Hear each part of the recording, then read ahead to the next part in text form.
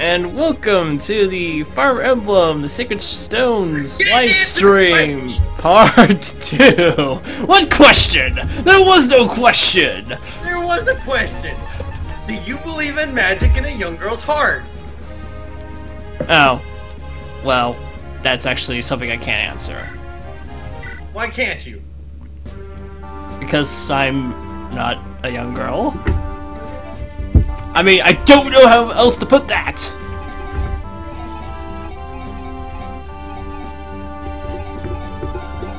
Well, you don't have to be a young girl to believe in the magic of their hearts.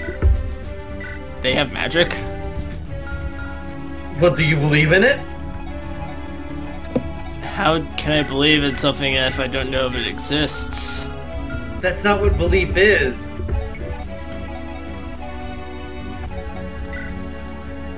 Belief is thinking something exists without any actual evidence of it.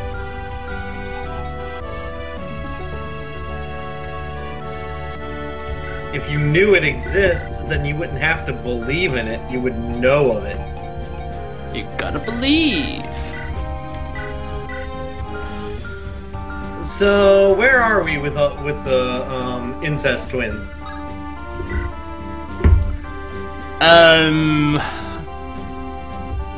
I don't know how to respond to that. Alright, so let me give you a quick rundown of the story so far. Grado invaded neighboring country Raynar, slayed their king, so first went off to fight against him on his lonesome. Well, not on his lonesome. Sister trying to find him to help him out. And when they meet up, they gonna fuck? No. I mean... This is not genealogy of the Holy War. So, now it's time for us to enter the town of Seraphu. Also, by the way, monsters. Because that's a thing. I mean, it can be a thing. It is a thing. So are we not going to comment on how she's basically just Lindis?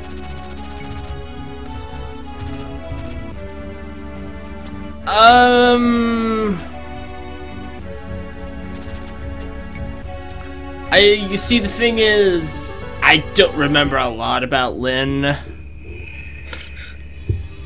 Like, that character portrait was Lynn. I'm willing to say Lynn is actually better, if only for the fact that she's basically a swordmaster in Lord form. Well, Lynn is one of the best lords in the series, so... What you trying to say? What I'm trying to say is that Sigurd is better than every lord in the series, so get some. I'm gonna have to argue with you on that one.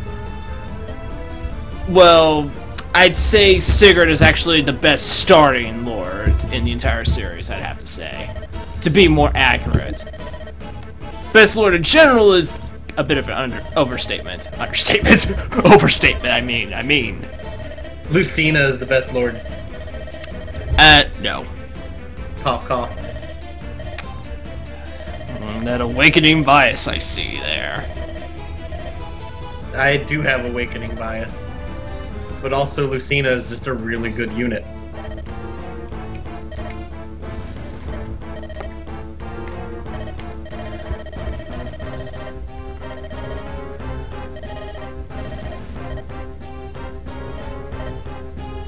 Okay. Lots of exposition. Basically. Are they evil or are they good? These are all people from the Grado Empire, so they're the people we're fighting against. So they're evil. Okay. For now. For now they're evil? For now, Just for now. Shadow.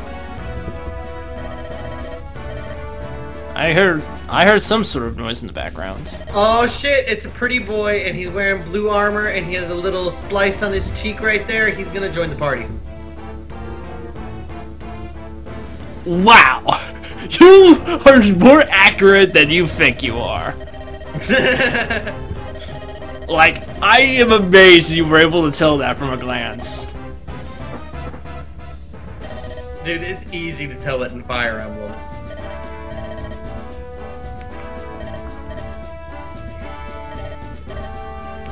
Eirika here is gonna reminisce a little bit, and we're just gonna get drawn to another conflict, I must say.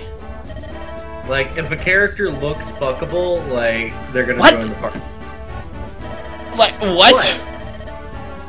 That's a really shallow basis. But that's how Fire Emblem decides! That's how you decide. No, like, the ugliest person to ever join a party in Fire Emblem is Barter. And he's No. not even ugly, he's just kind of boring looking. Wrong. How am I wrong? It's like, the fact that you can say something like that means I know you have absolutely very little knowledge of Fire Emblem. Oh my god. Tell me all you know, Great Lord. Well, I haven't promoted yet, so I'm not a great lord. Oh my god. I'm just a tactician. I'm going to beat your ass. No, but, look up Fire Emblem, The Binding Blade, Gonzalez. Fire Emblem Binding Blade Gonzalez. Gonzalez.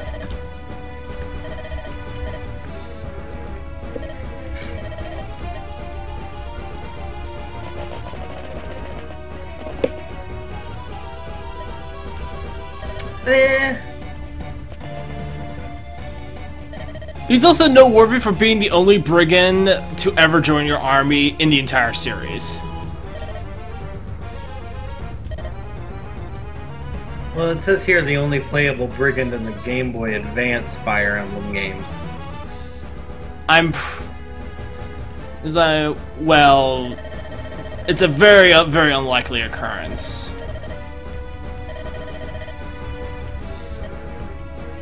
Okay, but this is a game before they fucking came to America. And you're gonna So what, you're gonna say it doesn't count? Goddamn prick. You're gonna judge my knowledge of Fire Emblem based off of games I'm not legitimately allowed to play? What the fuck? That's no excuse. Oh my god. Alright, let me see here.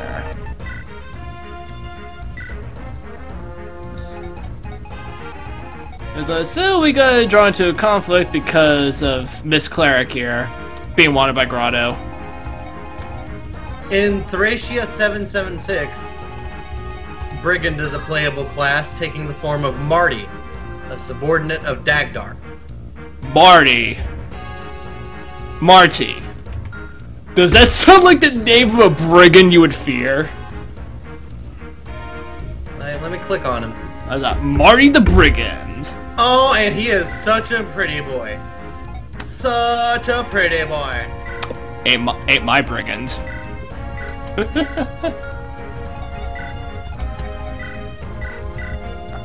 Alright, so Gonzalez is probably the ugliest. Yeah. But other than him,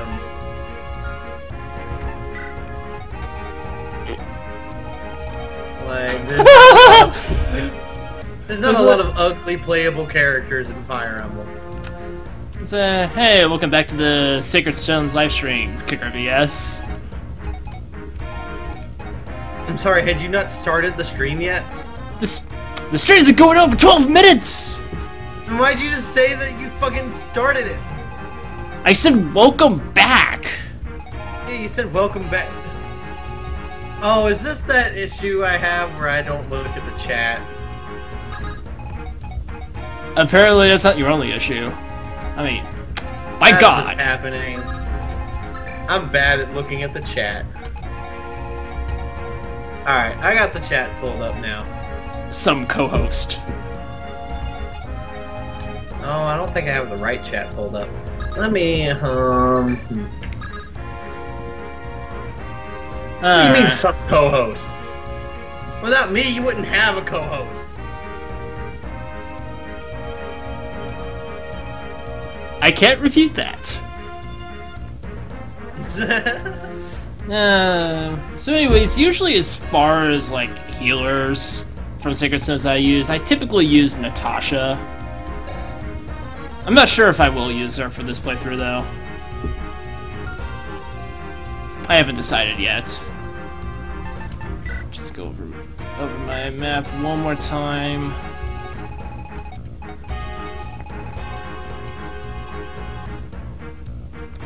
Oh shit, that's... Damn. That's terrible. Like, I'm sorry for your losses.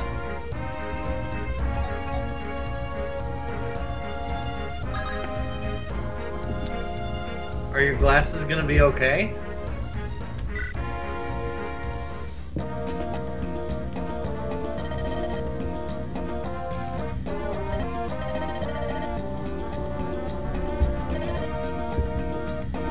Alright, if you say so. So anyway, this is Joshua. He has a unique portrait. We should probably recruit him. Well, that and he's a pretty boy. Oh, and he doesn't like fighting women. Okay, Sanji. Tutorial message! Tutorial message! Mega Man! Mega Man!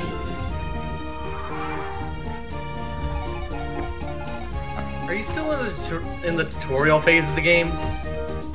I'm in, like, the beginning part of the game, but the tutorial in Sacred Stones is a lot less obnoxious. Especially since you can turn it off. Oh, that's good.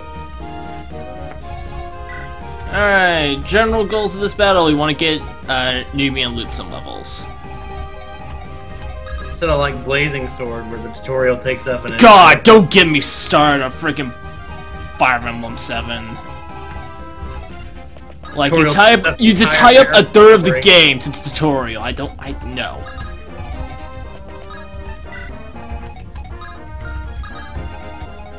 Like an 11-chapter character story, too.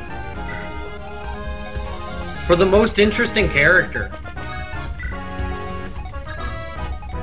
Like, I don't give a shit about Elliewood. Who fucking cares Well, about no one Elliewood? does. Wait, you can do that?! That might make You know what? I knew you could do that and I forgot about it. Also, another person with a unique portrait here. Right, because that's how you're supposed to be able to, Skip cutscene. No, there's a specific tutorial you want to skip near the end. The Night Crest. I know the Night Crest. Yeah. That was the most infuriating part of the tutorial for me. Like, you make me waste this freaking Night Crest, this valuable promotion item, just to say, hey, units can be promoted. Yeah. You can skip that with that method Kickerbs just told us, and promote like Kane or Kent. Kent, that's his name. I just combined Kent and Sane's name into Kane. Well, Kane is a cavalier in Shadow Dragon. Kane and Abel, Yeah. huh? But we're not talking about Shadow Dragon. We're talking about Blazing Sword. You know what? I'd actually never talk about Shadow Dragon. I like Blazing Sword. Shut up.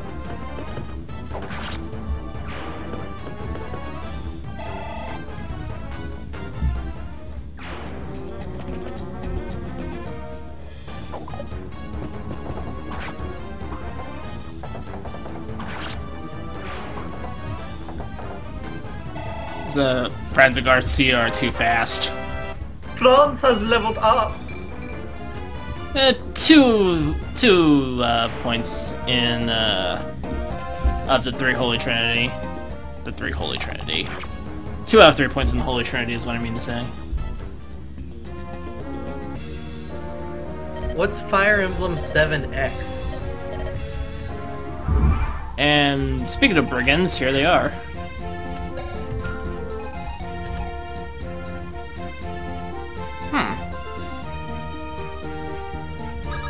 That sounds interesting. Interesting enough, I would suppose. So it's a prequel to a prequel. I mean, all prequels have prequels. That mother punky meta. Only currently 20, so it's not finished yet.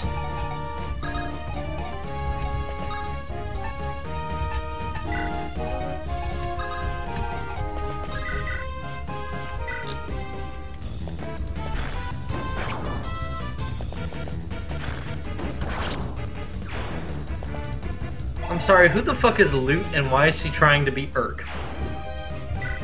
Lute is a mage. Well, yeah, I got that. Hence her trying to be Irk. Well, I would consider her better than Urk. But I mean, that's just me. Because, you know... So any add your save will still be alright with it? That's good. You won't have to restart the game every time they update it. Yeah, what I'd be more interested in is, what I have to get it back into is, the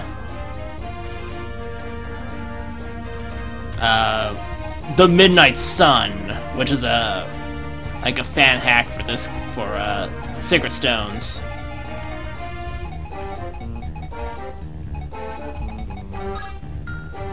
I'm honestly not big on fan hacks or anything. Like, I'm a super, like, strict player. I don't play things if they didn't make it legally to the United States. I don't play, like, fan games or anything. Which is why you don't know about things like the Binding Blade.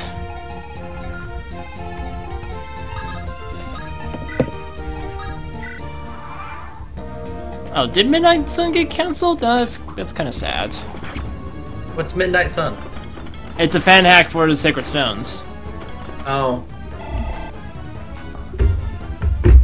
It's like I kind of liked it because the main was the main like quote unquote lord was a dark magic user.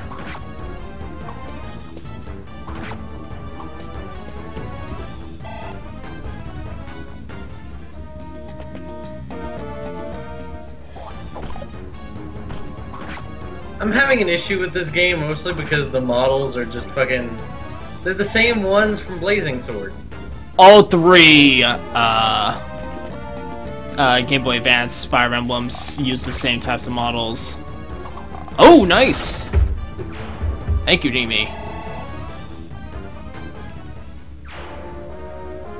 Like, it's just super distracting because I'm like, hey, that's Earth. You're too busy trying to compare it to Blazing Sword, which is not going to end very well for you.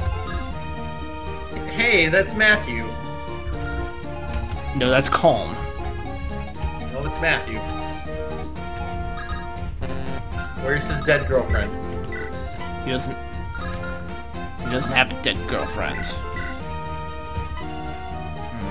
But he's Matthew. He's not Matthew!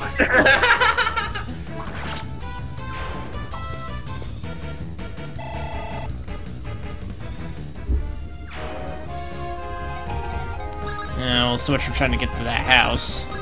So freaking archer's in the way. Oh shit, are you gonna actually use your lord? It's always a good idea to build up the lord. He hasn't done like anything this fight. Mastery skill system from Path of Radiance. I've never played Path of Radiance to my shame. I keep trying to find copies of Path of Radiance and Radiant Dawn, but they're always like $60 to $80.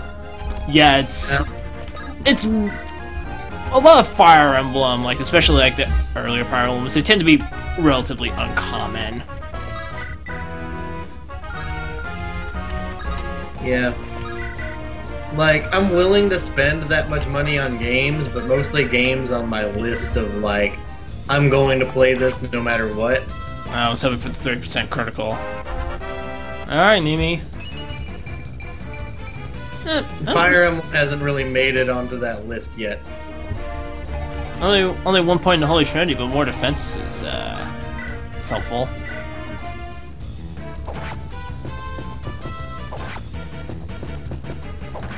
So while I'm interested in playing them, I'd have to wait until I'm like in a better situation to try them out. Oh, Garcia got an excellent level there. Mastery skills work like special crits with more badass animations. Oh. Alright. So it's like they go into overdrive in order to crit.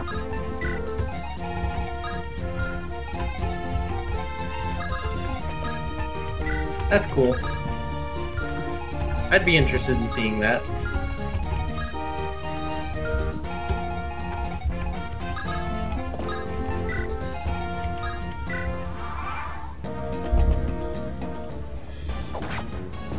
I laugh in the face of your triangle advantage, even though I missed. How has Gilliam taken any damage this fight? Oh, I know what you mean by skills now. Oh. Yeah, it's Yeah. those. So it's like what they used in Awakening. It's like what they used in Genealogy in the Holy War.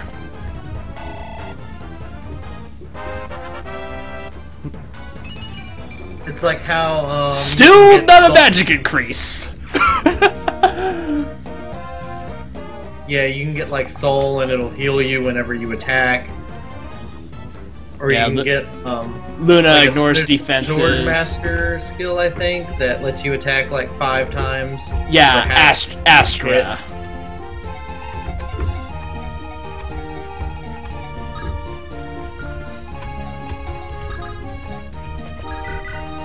Or assassins have like a skill that lets you Instant kill. insta kill. Yes, and it turns assassins into, have like, that a in this game statue too. silhouette. Yeah, Which the is kind assassin. of hilarious when you use it with a bow. Seriously, it's gonna take me both of these characters to kill this freaking archer?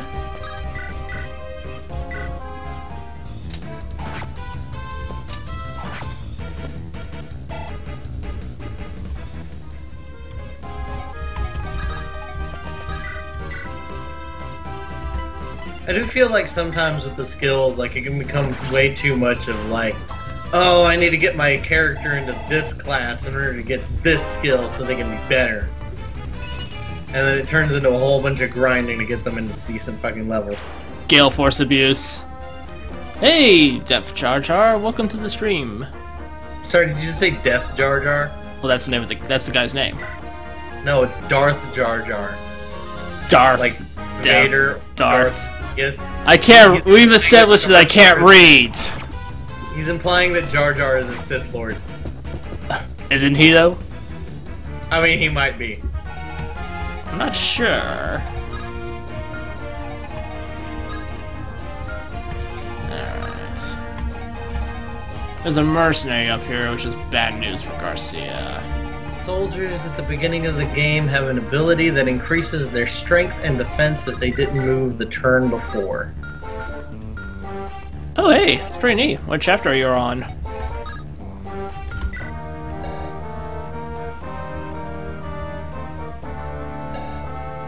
Is that Well, fair? you chose the best stream to come over to. We have all of 4 viewers, and we are so uninteresting to listen to. We're like... It's like chapter 10, chapter 11. Which path? Like, imagine the physical embodiment of a snore, and that's Raynar.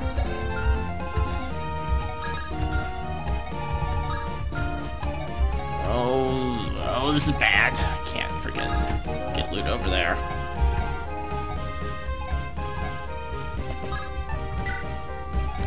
Yeah, I think Eirika is the slightly better pathway to go through. I think. Wait, I thought they met up like halfway through. You'll see, but there's basically a choice of who you want your main lord to be. Oh, okay. And then they'll have like a separate campaign map for a while. And then they'll meet up later. I mean, does Gilliam really need a heal right now? He takes like 1 damage from everything. You may not know this because you've been spoiled by Awakening, but healers are absolutely obnoxious to level. Oh, I know. I've played through Blazing Sword still, dude.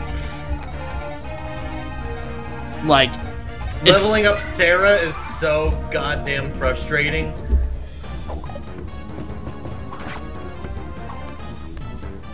Honestly, Blazing Sword is really frustrating for me to play in general because there's no way to like grind levels up or anything. Hey, I just like Awakening. It has a better story and characters. I still play the older ones, but plus, I do need to heal up Gilliam because I need him to lure in Joshua. Dude, 3 points in the Holy Trinity. Calm, you're looking pretty good. I think you're getting Awakening and Fates mixed up.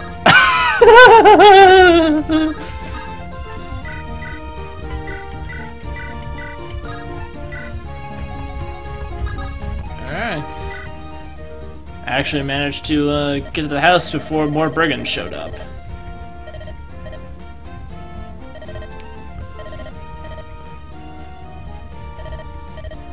We get a free armor slayer. That's pretty helpful. Yeah, Fate's story is garbage. Fate's just needs to... Fate's needed a lot of work, actually.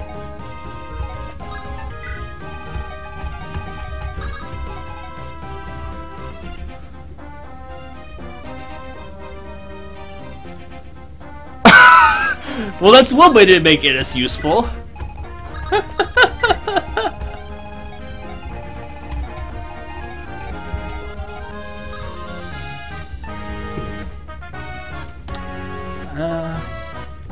Fates needed a better story to be a single game as opposed to 3. 5 damage.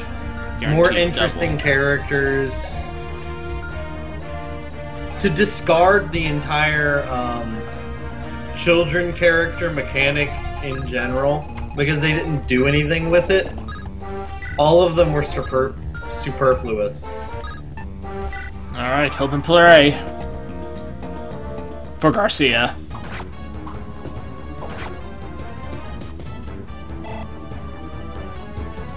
Oh, and Gilliam too. He might die. He might not. Well, there's one critical. Ow! You never see it come back.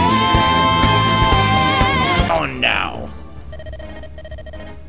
Ow. Well, there goes that idea. Oh, I haven't been able to play Echo yet. I keep meaning to pick it up. Wait, they Shit! gave healers Nosferatu? No. I lost Gilliam though. Like, my one of 2 chances to have a general. Fucking save scum. That's the thing, I'm live streaming. I can't do that. It would waste time. Then I guess you're just gonna have to live without Gilliam. Yes, I do.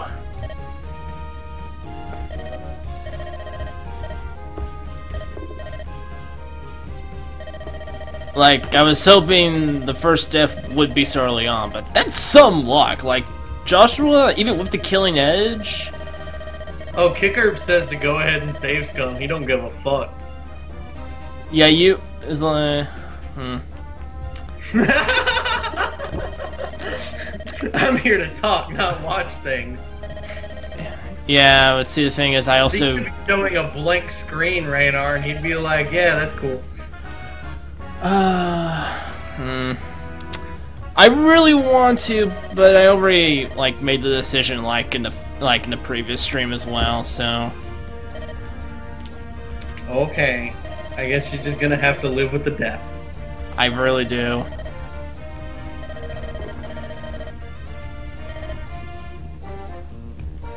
That's another good thing that Awakening did. Like, they gave you the option to play a game without worrying about characters dying and fucking save scumming the fuck out of a map just to get them back and do everything exactly perfectly. Torch You guys death. aren't going to use the torch death? What's I- the torch? Oh, torch glitch? I'm not familiar with the torch glitch.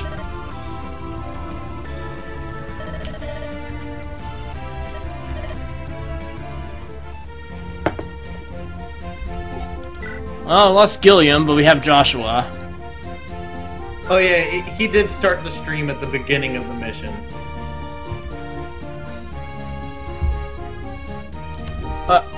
Oh, I know what you're talking about now.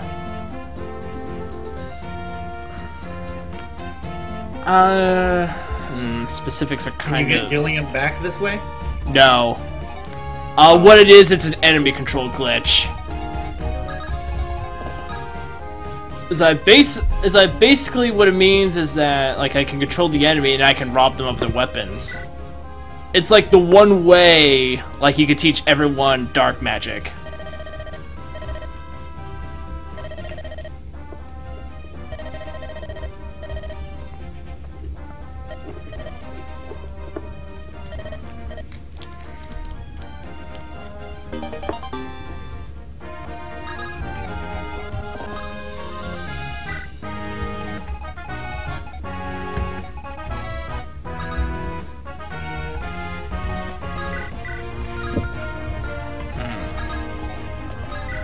Oh, but yeah, the one thing that Fates did that I liked was they had like a hub where you can interact with all of your characters outside of like the battle maps.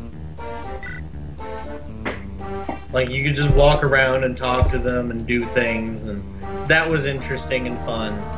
And I liked that in Fates. But literally, like, everything else they did was terrible. 6. Oh no, one other thing. They made pair up not fucking OP as hell. Like, if you're actually paired up with a person, then they're only in defense mode. But if you're standing next to a character, then they're only in attack mode. They're not doing both at the same time. So you don't have a constant, like, attack and defense support going on. The thing about reclassing in Shadow Dragon was that it was completely pointless.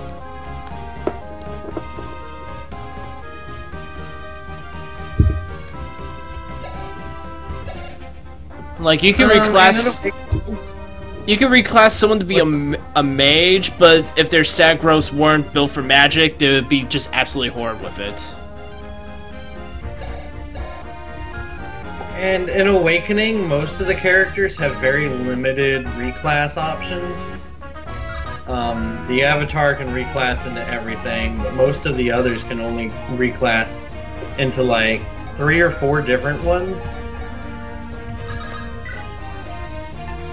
And most of the time, there's like one that's going to make them good, and the other 2 are going to make them kind of worthless. And you just kind of have to figure it out.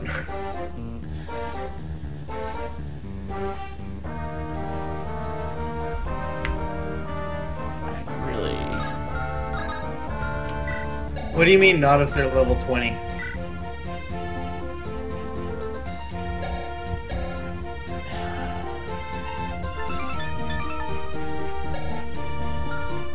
They can? I don't think that's right. Because, like, What is that? Awakening or Shadow Dragon? Oh yeah, that's a good question. We are talking about 2 games.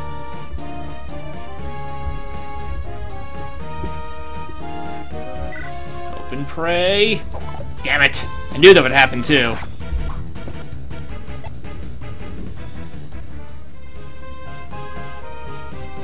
Awakening.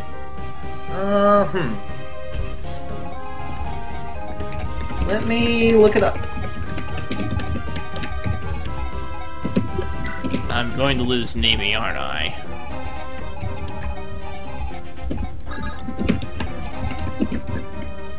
Me losing Nemi actually would be cause for a restart, because I actually... Like, she's the only unpromoted archer.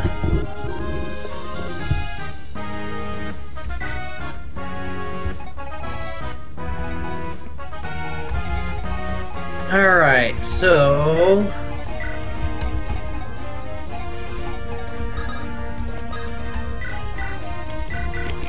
Sword so you can preserve a killing edge. This might be something I've never ran across because I never let anybody get to level 20.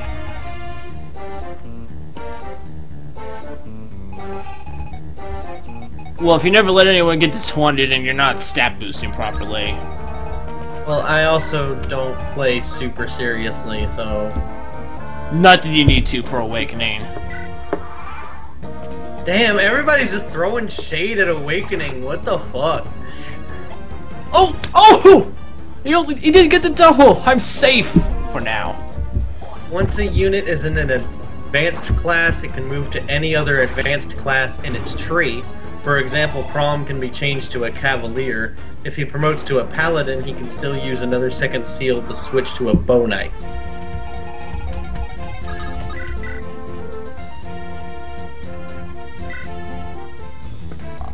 Yeah, that sounds right. So no, they are still trapped in their starter classes and the promotions thereof. So like you can't have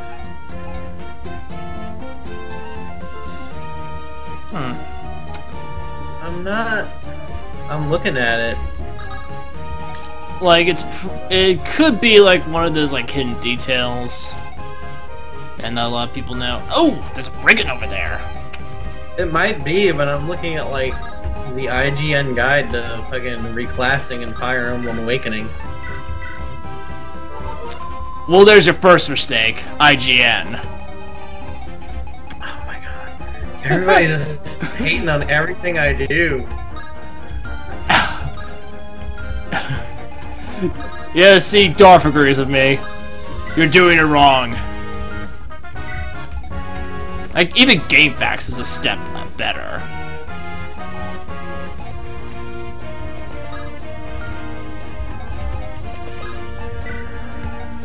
Also, by the way, this is the first, map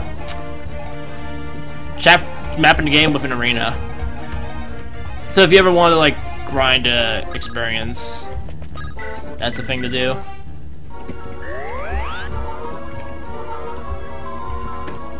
Well, experience and money. But if I actually went and played the arena myself, we'd be here for many hours. And I actually kind of want to sleep tonight.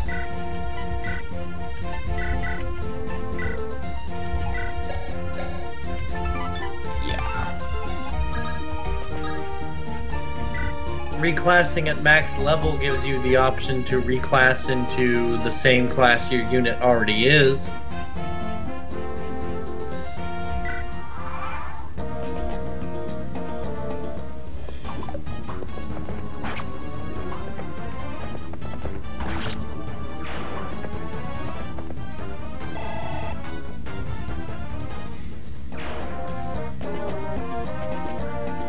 No, IGN definitely does not play games longer than 2 hours. At least none of the people who write reviews. Like, I guarantee you all the people who write reviews for IGN get their fucking Steam refunds. You pick off units with lower levels and have Frederick... I mean, yeah, my no. IGN guy didn't say that, what? Why would you have Frederick kill anything? I mean, He's a crutch character who's more useful than normal fucking Fire Emblem crutch characters, but there's still little reason to use him. Well, I mean, Seth in this game levels so slowly, and his stat gains are shit. Well, Seth in this game is actually has pretty decent growth rates. Damn. Like, Garcia's gonna murder everything. But yeah, maybe the level 20 reclass thing is a thing, but I can't find anything that says it, so...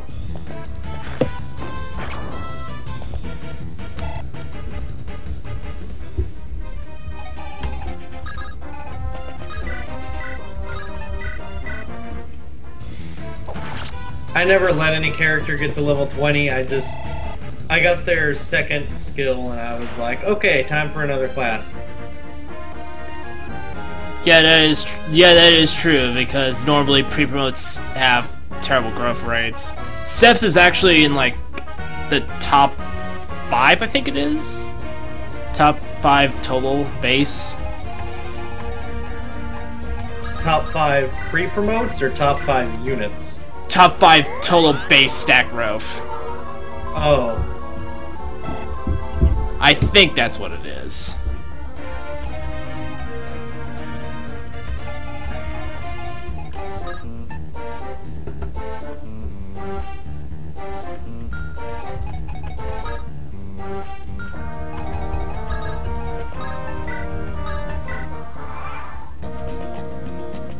Like, the Monokini of the game is like the top, I know that much for a fact. Because, of course. Oh, thank God Loot attacked twice in a row. I was worried for her safety. Mages are pretty speedy. Like... I can see that, actually. Come get some. It's a thief coming. Oh, Colm actually got hit. It's not my thief. Okay? He'll live.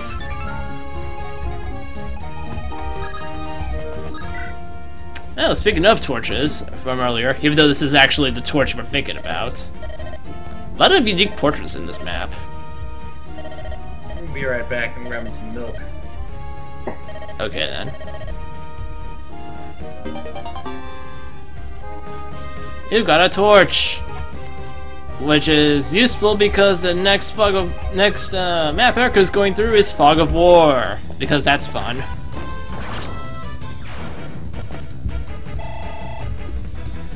All right, Loot, don't let me down. You let me down, Loot. I think no, still not a magic increase. Like, I think that's gonna be my RNG curse for this playthrough, for trash talking Artur. Like,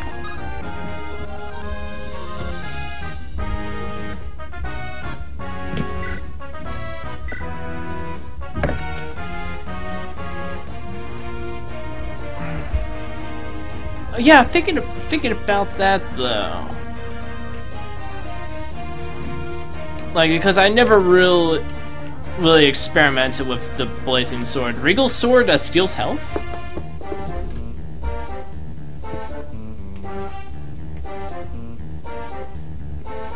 Raynar's a Blazing Sword hater, so... Hey! Don't put words in my mouth that you don't mean.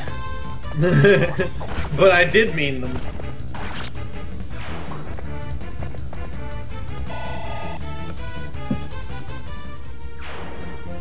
I mean, because I was actually thinking about that earlier today, and I actually think the dragon is the hardest of the 3 Game Boy Advance.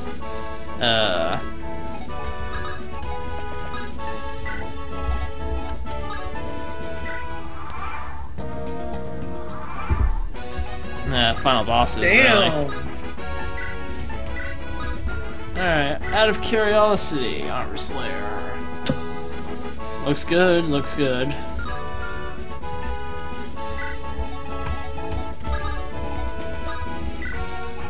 Throwing shade at all the Fire Emblems I like.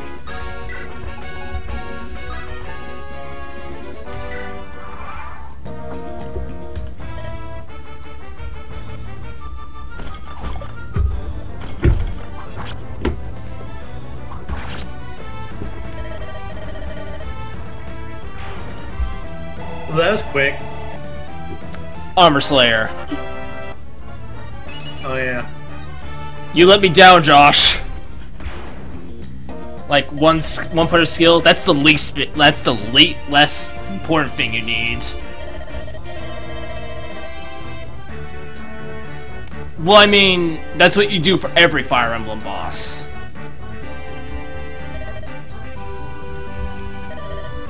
Maybe it's what you do. No, that's what every smart player does. Oh, are you trying to say you're a smart player? Not after Gilliam's death, no. Yeah, I was about to say. But that was more bad luck than me just like, than the game. Than me being not a smart player. That was just the game deciding you don't get to have a knight.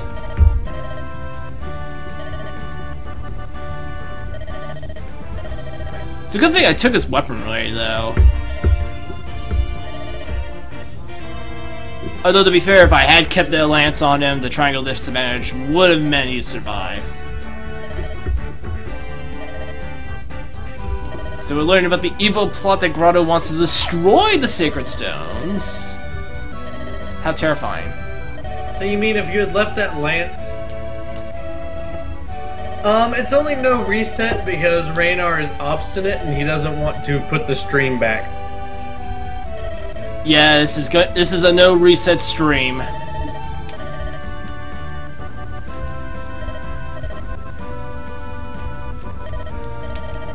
Everybody told him he should reset the map, but he's like, nah, it's okay. I'll live without Gilliam. Even though Gilliam won't live without Gilliam.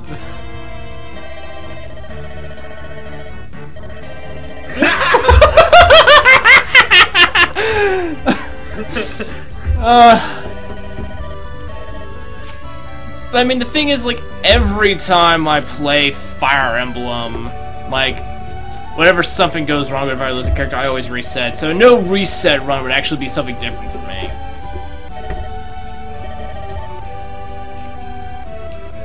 Raynar was all like, those filthy casuals trying to tell me to reset the game. Only a hardcore player of Fire Emblem, such as myself, would have the balls to play without Gilliam.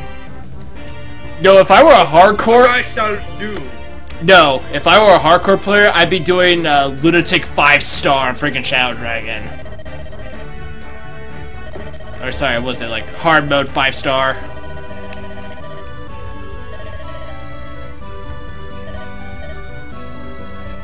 Holy shit, there's so much talking. It's Fire Emblem, what do you expect? Hey, a guiding ring, a first promotion item. What? Wait, which guy? Do you mean me? Also, only side chapter in the game, and it's pretty pointless, all things considered. The only side chapter in the entire game? I'd rather this than, like, some of the, obscene shenanigans that you have. Also, Yeah, are you saying yes to this being the only side chapter in the game, or yes to him not be talking to me? I don't think he cares what I'm saying. I think he's just, like, trying to get at you. It's not Kicker says it's not the only side chapter. Oh god, like, that's the worst thing in Shadow Dragon 2. Like, you actively have to kill off the majority of your army to get those side chapters. It's like you might as well not even bother.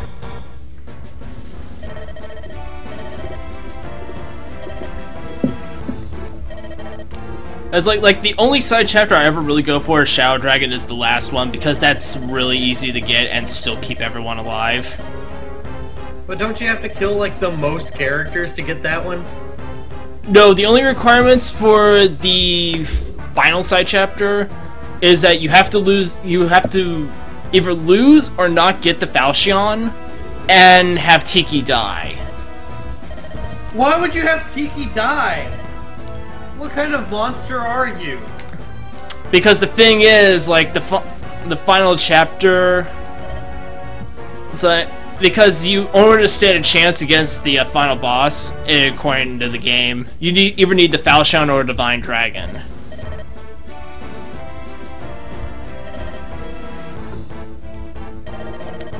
So, but it's also really easy to manipulate because you can give Tiki the Falchion, have her die, resurrect her with the Alm Staff because it's also the very same chapter in which you get the Alm Staff.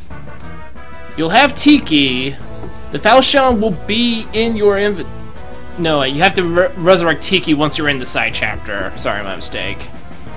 The Falchion will go into your supply, but you'll still be able to go to the side chapter. With Tiki and the Falchion? Which basically means once you complete the side chapter, you'll have two versions of the Falchion, Tiki and Naga. I think it's Naga. Huh.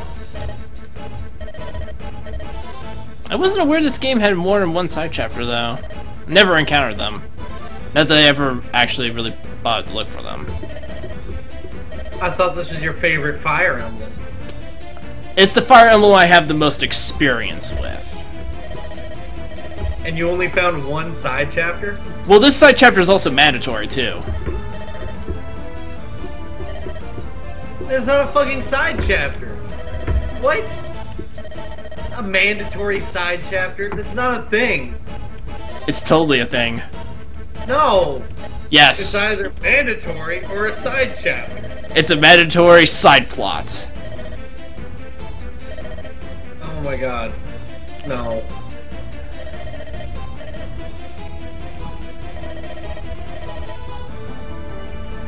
Oh, but Emily says she's pretty sure there's only one. Yeah, I'm pretty sure there was only this as a side chapter too, but I mean, there could be more. By some Corvette to the rescue, he will Google it. Like for some. Oh. It would make sense though. Yeah, I know about these skirmishes. We don't have they'll have those up yet. No, the tower is not a side chapter. There's no plot behind it. The Lagdal ruins are also not a side chapter.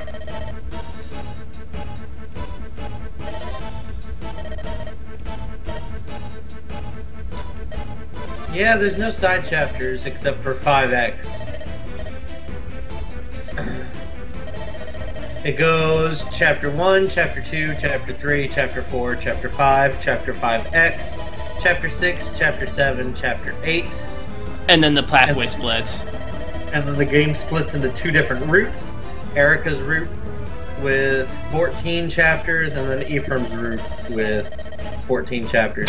And then, okay, I like that plot. It was short and to the point. well, not 14 chapters, but like 6 chapters that end at 14. My bad. In case fucking Darth Jar Jar wants to yell at me again for getting my math wrong.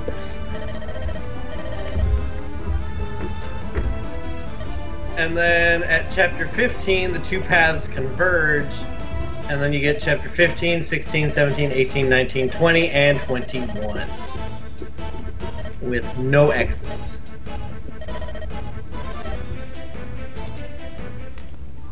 It was like, Darth isn't yelling, he's just calmly stating things.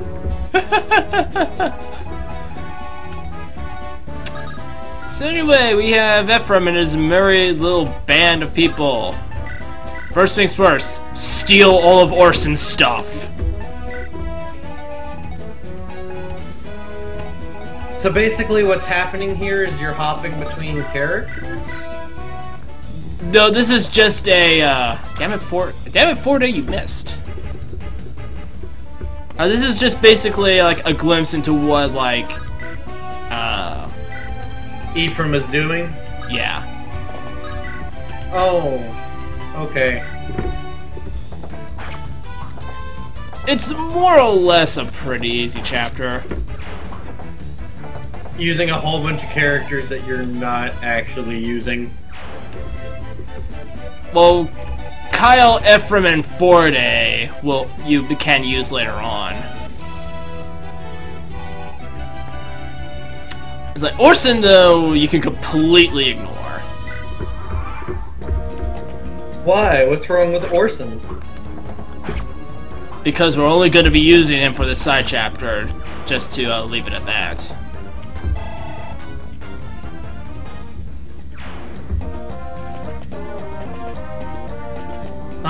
Let me guess, he turns evil, he's the final boss. Half right, half wrong. I'll let you decide which part is right or wrong. He turns evil, but he's not the final boss. I don't get the joke. Dude, Fire Emblem games are too predictable. I can see everything coming a mile away. So anyway, Ephraim here, he has his own particular, special weapon to counteract the rapier. Oh, god damn it. I put everything on Ephraim, now I have to ditch something. I don't need this steel lance. Who do you think I am?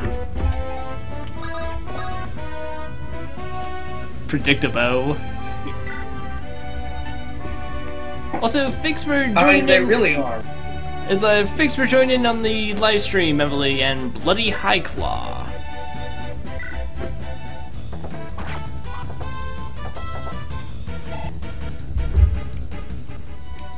So, Raynar, I have a question for you. Okay.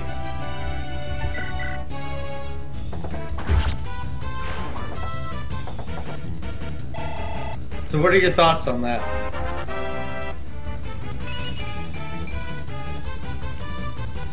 I don't follow. Like, I don't get the joke.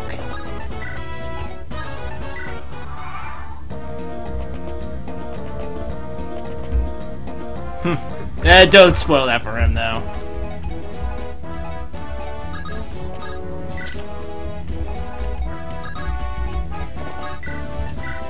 His hobby is disemboweling lords.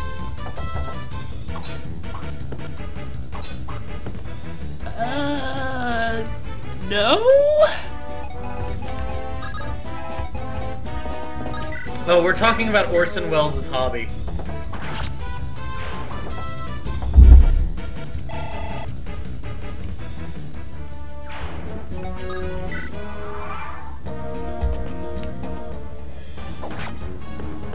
I mean, you're saying I have something to look forward to, like I'm going to make it to every one of these streams, but the first one I was passed out drunk for, so...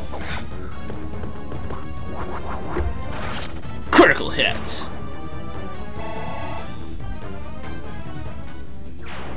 Everyone is kind of taking a little bit of a beating, though. I told Raynar I wanted to be here for the stream, but he refused to call me for it.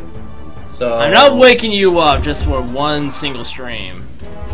So I missed it, even though I really wanted to be there and see the beginning of this. Let's see.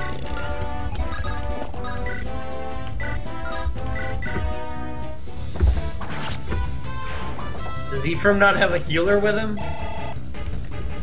Nope. It's just Ephraim and two cavaliers. You do have a bunch of healing items, and you're going to be using them. Some of them. I'll take that chest key, because I need to free up some space. And Orson can at least open up chests while he's here. Yeah, just be sure not to leave anything valuable on him. Like, you want to steal that silver spear from him.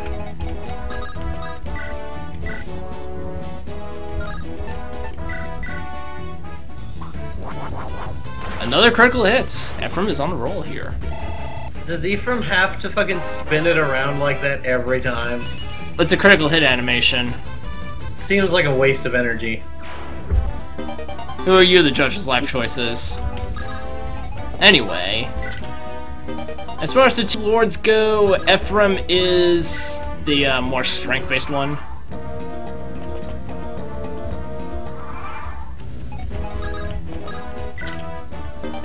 Hey, another elixir. Now carry him. Carry your lords, because you can move farther than he can.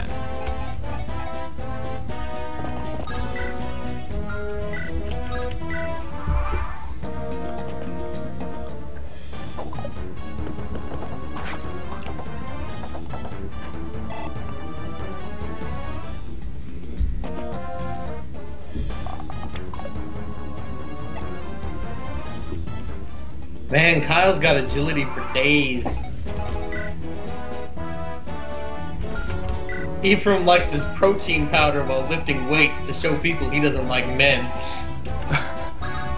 I feel like there's a joke to that somewhere, but I'm not smart enough to see it.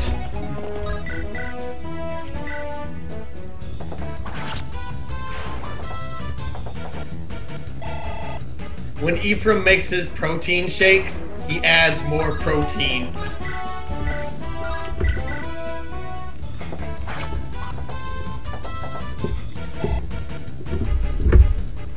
Yeah, I don't know either, bloody. I don't know.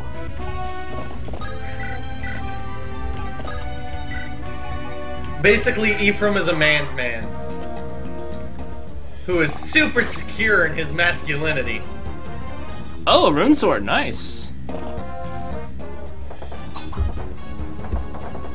And he's also... Ephraim's also definitely not in love with his sister, guys. Like, totally not. Like, he just wants you to know that he is not. Reki. Eirika. Reki. They make the joke in Heroes. He just wants you to know.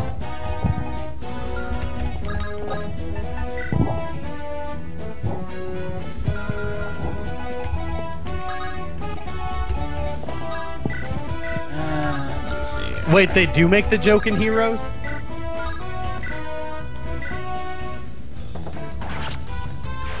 Jesus, now I have to play Heroes just for that. You won't I like was going it. to play Heroes anyway. What? It's like, you are aware Fire Emblem Heroes is a mobile game, right? Oh. I was thinking of Fire Emblem Warriors. That's not out yet. Oh. Why can't that be Please out? look forward to Fire Emblem Warriors coming out on the Switch. I mean, I am. I dug Dragon Quest Heroes so much. Like, But you didn't play Hyrule Warriors.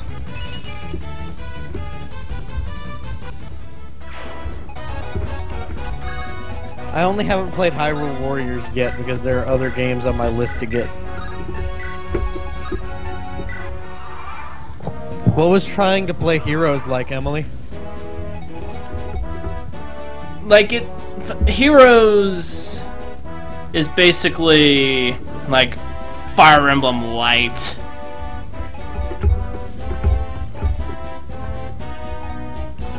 So, like, it's basically what you would expect if you took Fire Emblem and shrunk it down to a mobile-sized version. Also with lottery for units.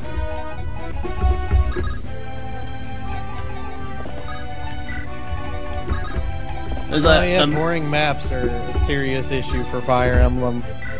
Like, yeah, they're really, really small because they have to fit it on a mobile screen. Damn! Ephraim isn't the critical hero this run.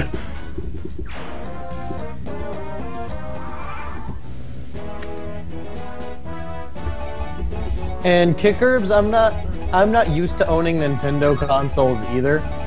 I never had a GameCube growing up.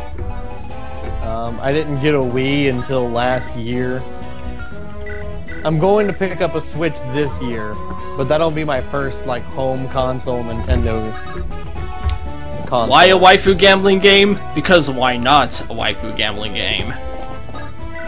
Because every Japanese game has to have a waifu in it. Or multiple waifus if you're Fire Emblem.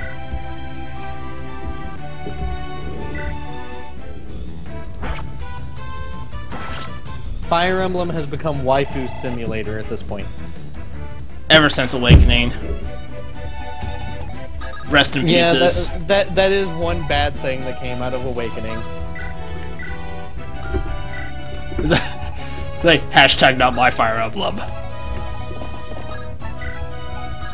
What even is your Fire Emblem? Well, what are you watching right we're now? Playing it. Damn! Even with a lower critical chance, Ever's still getting the critical hits in. More criticals than a Swordmaster. I didn't think that was possible.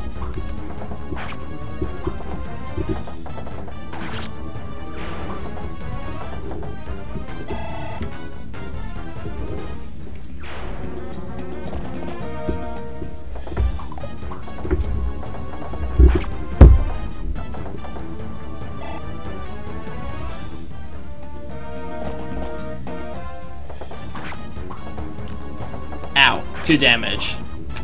Not a critical hit. So disappointed. You can't get all the criticals all the time.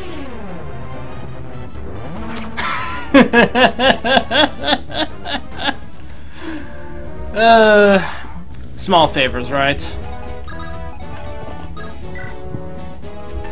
Yeah, Fire Emblem didn't go Pokemon X and Y until Fates, as Kickerbs pointed out there.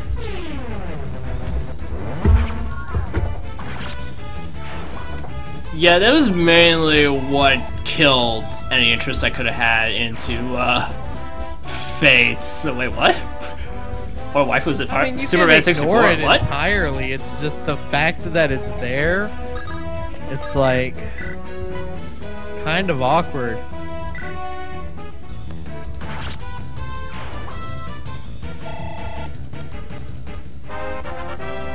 Wait, does Superman 64 have waifus?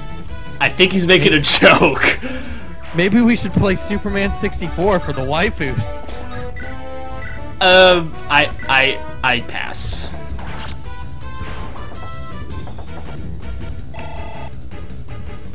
I can't even say that with a freaking straight face. What are you confused by, Bloody Highclaw? Everything apparently. Like this, he doesn't know how to assess any of this. Video games are weird. I'm confused too most of the time.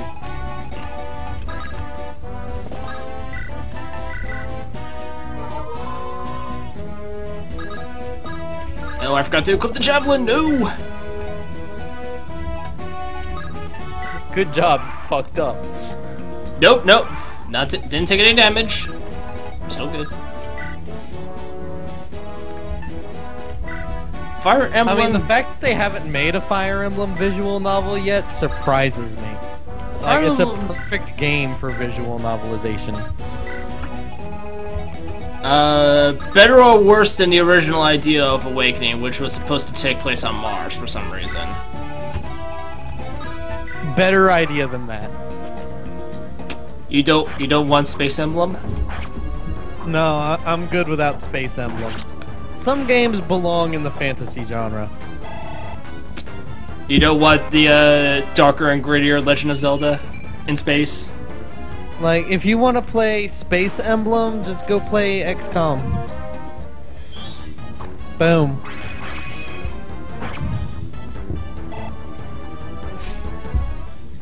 All your space needs are met. I don't think so. You only played the Game Boy Advance Fire Emblems. Does that include the Binding Blade or no? Also, that means he's confused by everything we say about Awakening and Fates.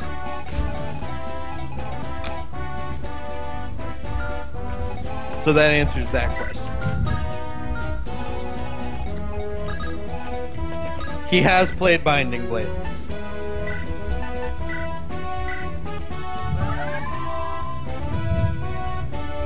Yeah, because I'm pretty much gonna be playing through the Game Boy Advance trilogy in reverse order. Like, you'll see me go through Blazing Sword, and you'll see me crying in a corner over the Binding Blade. I think. What, do you not like Binding Blade? It's... The Binding Blade is kind of... How do I put this? Like, it's not bad. It's just... It really shows that it's the first, the trilogy. That they were trying with the, system that they had. I heard it was super cliched.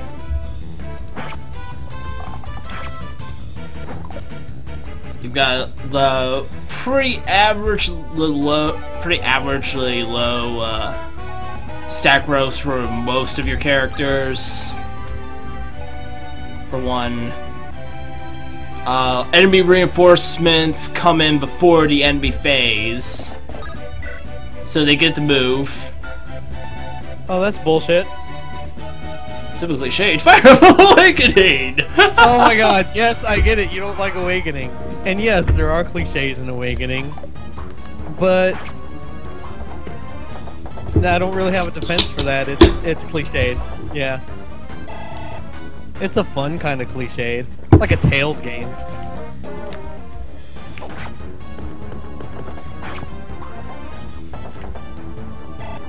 At least Tales of puts up a challenge, though. Okay, no. No Tales game has ever given me any semblance of a challenge. Like I call it, that would be me, but it is a non-alcoholic seltzer water.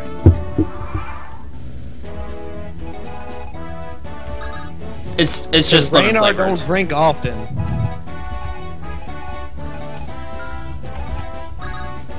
I won't say he doesn't drink at all because he does occasionally. But when I do drink, it's Blue Moon Ale. If I was gonna go somewhere different with that, didn't you? No. No. Like, how predictable am I to you? Like, I am sad now.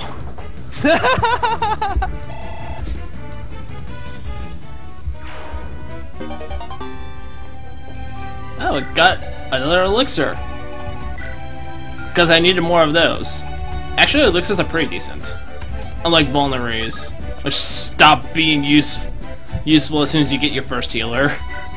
Which is usually really early on.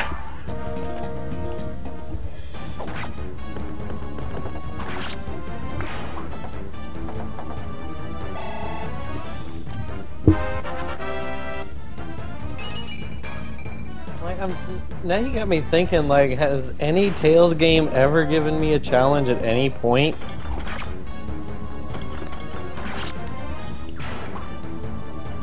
Binding Blade.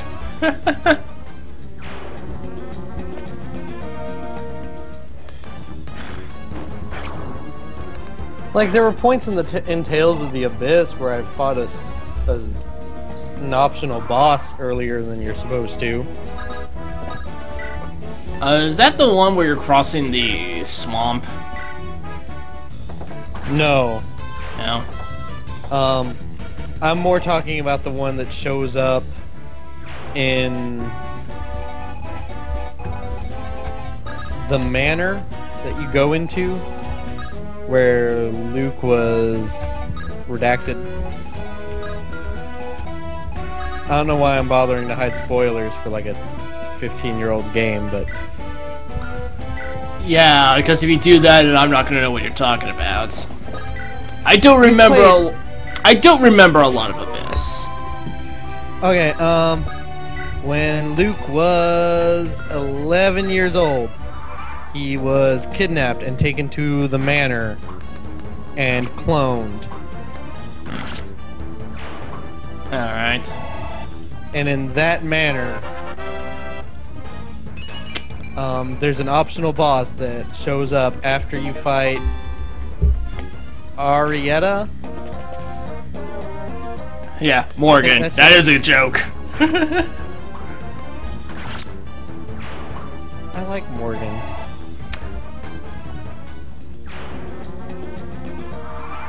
Like, yes, I will break the game with my two Monokini children. Thank you.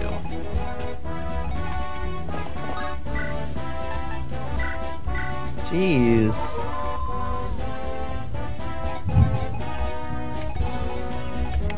The hate for Awakening in this stream is real. It's like, to be fair, I don't actually hate Awakening. It's just too freaking easy. For my tastes. You're letting your hardcore slip through again. Hardcore? No, if I was trying to be hardcore, I would say that casual mode ruined the series, but I'm not saying that. Well, considering the casual mode is an option that you don't have to pick if you don't want to. So I don't get why you're trying to say I'm hardcore. When what I'm saying is that the para mechanic is freaking busted. Yes, And it is. And if you so much as sneeze, you'll clear a map. With just 2 units. No. The main story maps are generally pretty easy.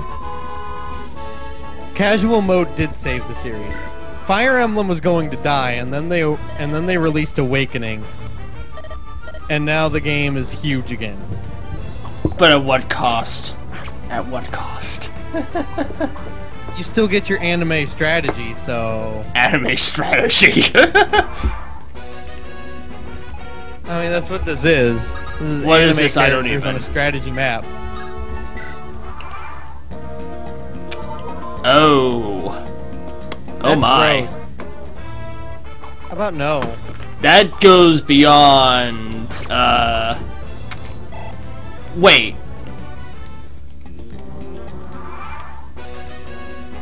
No, I'd rather not think about that because my head will explode from freaking time travel. Because time travel is bollocks.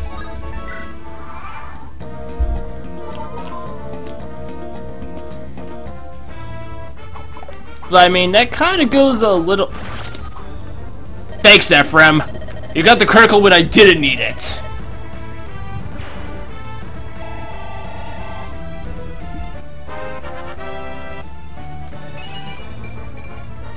I mean, that kind of goes a little beyond what happens in Genealogy of the Holy War, actually. I'm gonna be completely serious about that. Like I'm uncomfortable with incest in any form.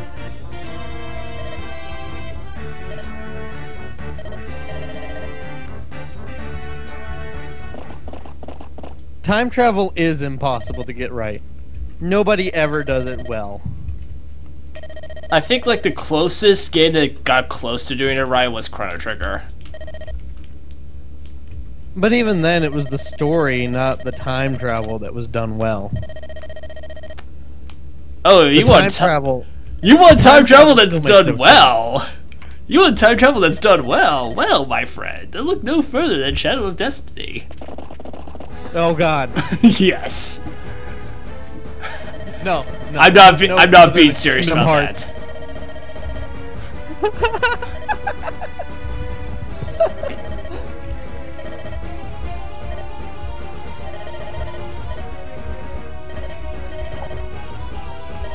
Like any time travel story kind of has to take liberties with what time travel can do in order to tell its story.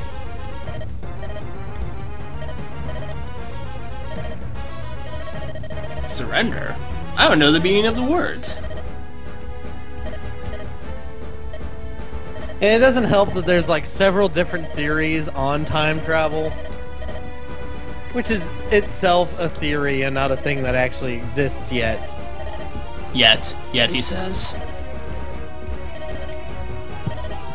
I mean, I could see it being a thing. Not in our lifetime, but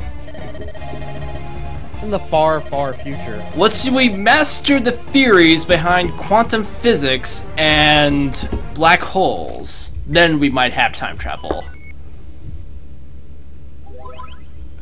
If we could understand, like, fully the mechanics behind a black hole, I feel like we could. There we go.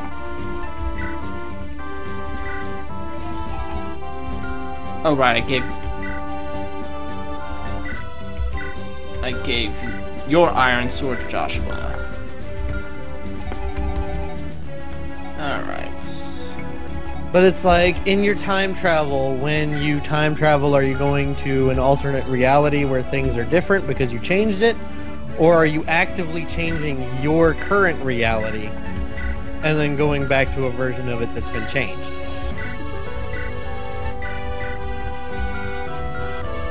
So, rest in peace, Gilliam. I'll be sure to put your weapons to good use at some point.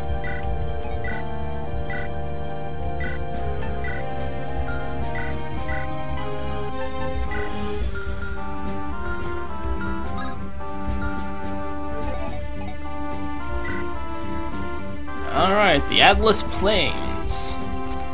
So tell me, Reki, how do you feel about Fog of War maps? Oh, I hate them. Well, you're in luck! I despise the Fog of War. Thank God I'm not the one playing. It's time for the first Fog of War map! With this guy. And the other guy. Oh, neither of them are joining the party. Nope. Like I said, Reeve just really needs to get some sleep. I can't tell whether his eyes are open or closed. When he blinks, they look more open. I think that's because of the makeup around his eyes. I think it's because his eyes are the same tone as his skin. Yeah, they're kind of like yellow eyes. Which is supposed to mean he's evil. I'm sorry, did he just say futile resistance? Is he the fucking Borg?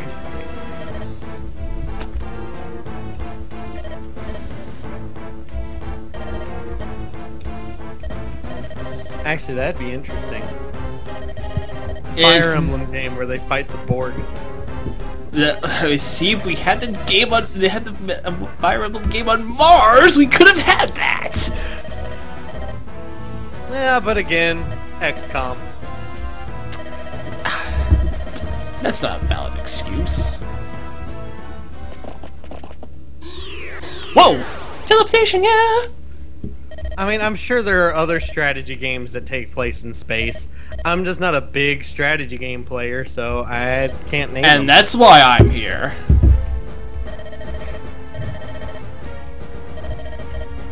Like, I honestly didn't even get into strategy games until Awakening.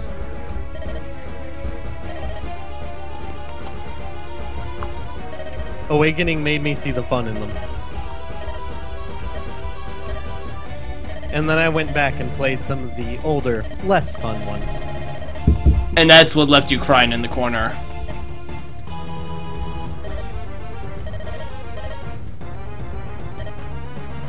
I don't cry in corners. I'm a grown-ass man. I can cry in my bed. Fuck you. Oh no! He has an innocent civilian!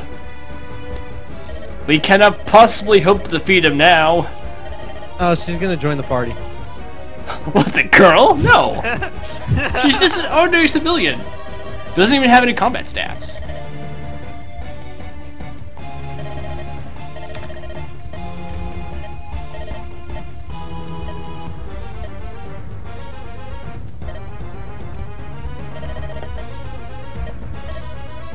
Giant spiders? Are you gonna be fighting spiders? There's a spider on the map. There's one spider on the map. Really? He wants to talk about giant spiders. Plural. Giant spiders. And then there's one spider on the map? Well, there are clearly more. It's just there's, for the purposes of this map, there's only one. That's some bullshit.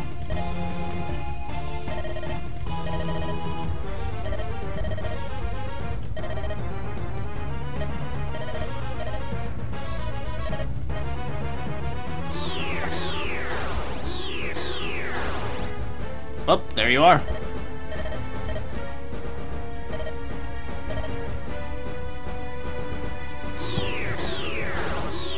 Writhe in agony.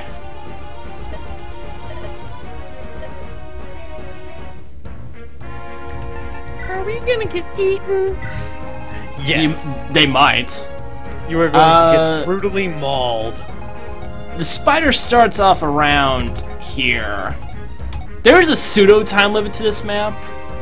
Like, it's not required in order to beat the map. But if you want a special item, save family. if you want to get a special item, you have to beat it. But you have to beat the map without any of these citizens dying. It's going to take about 8 to 9 turns before the spider comes into view here. And can you not go over there to protect them? There's the thing, because this is a kill the boss map. So you can either have someone fight for the Fog of War, rescue each one of them individually and bring them away from the spider whilst dealing with said spider, or you can just kill the boss. So it's easier to just go and kill the boss than to spend time trying to save them. If you know what you're doing, it can be. Alright. Do you know what you're doing? On occasion, I like to think I do. I would say Gilliam would say otherwise. Gilliam would be useful, but we also have Seth. I mean, he'd make a Gilliam can stay dead because Seth is better.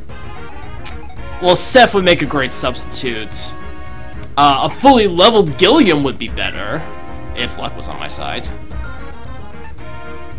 So yeah, Fog of Not War. on your side. You can't see worth anything in Fog of War. Yeah, that's why it's called the Fog of War. 2 ways to get around that. Torch staffs or torch items, or you bring a thief, or similar class. But you only have one thief. And to be perfectly honest, one thief's all I really need.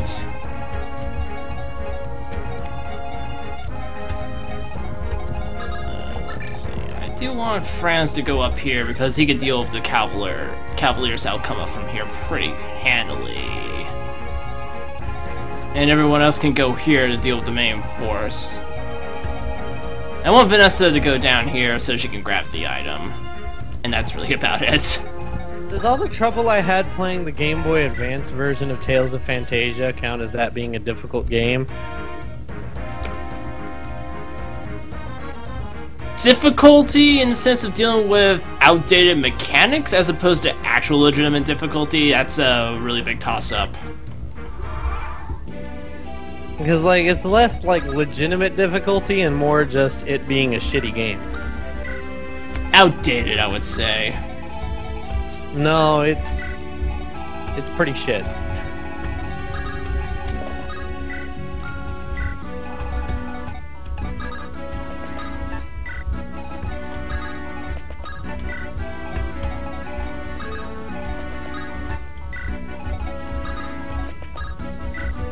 So where is the boss? Well, as I kind of mentioned, he's sitting right here. Ah. You can get to him in about 5 to 6 turns. And then you just have to kill him before the spider eats anybody. Yeah. And he is a shaman, so he's a practitioner of the dark magic. Which does hurt if he manages to hit with it. Oh, does he have Nosferatu? Nosferatu? This early in the game? Are you freaking kidding me? No, it's Flux. Oh, well that's lame. Of course it's lame. Like, do you really want to be dealing with freaking Nosferatu in Chapter 6? Yes. And you say I'm hardcore. I don't know what you mean by that.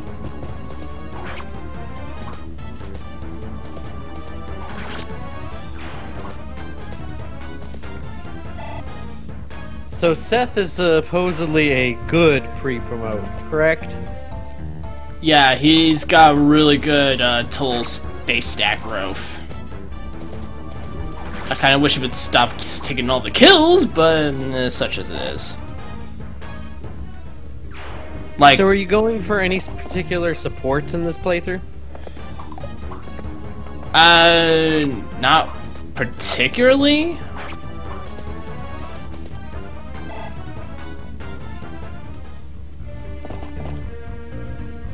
Okay.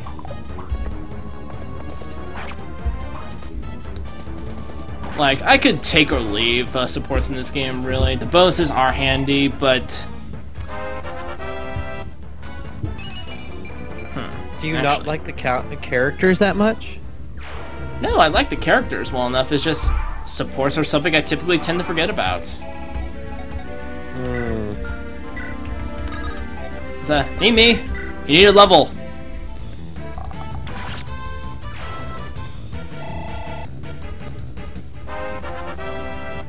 But supports are where all the characterization is. That is one thing though. I want to do the Navy Garcia support actually. Oh look, even Darth Jar Jar uses supports. Oh, he's one-upping me. Whatever am I supposed to do? Have characters fight together more often? Which is ironically a little hard to do without pair up. But because having them stick by each other for 20 turns is not always a possibility, especially if their movement ranges are different. You actively have to gimp someone in order to do that. And then some characters are better if they're spaced away from other characters, as opposed to hanging out right next to them.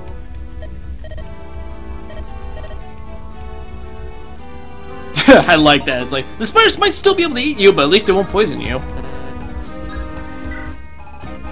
There is truth in those words. Sticking Seth on that fort there so he can take all of the hits.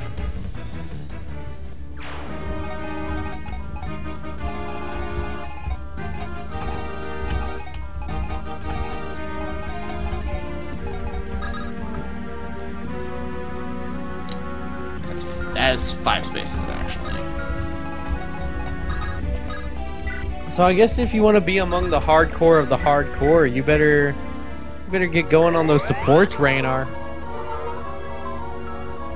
One thing I actually did want to do once upon an era is I wanted to get 100% support conversation in this game. It's a nightmare. Hey, random night. No damage! How is it a nightmare? Because in the Game Boy Advance trilogy, you only get a maximum of 5 support conversations per character. Oh, I forgot to take off that Armor Slayer. Oh, what about dope? So you need to play through the game multiple times, using multiple combinations of characters. For some reason, this fighter has a poison axe. Like, Well, that just means you're gonna get the poison axe. no, you don't. What? That's some bullshit. You can't Usually get when an poison. enemy has a special weapon, they get the fucking special weapon. You can't give poison weapons. The fuck? Are they too proud to use them? What? You see, the thing is, in like the previous games, Blazing Sword and Binding Blade, you could get sleep and berserk staves, and they were pretty powered. Never again. Hey, I got an iron axe. If this was Blazing Sword, Seth would actually be able to use that. Not in this game.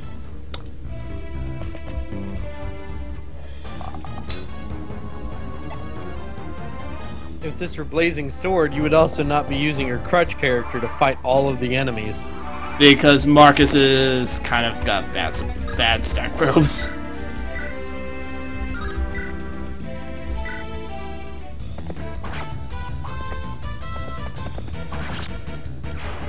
Marcus is what Frederick would look like in a game without, like, grinding being a possibility. Alright, well, it's turn 3 and most of the enemies are already dead.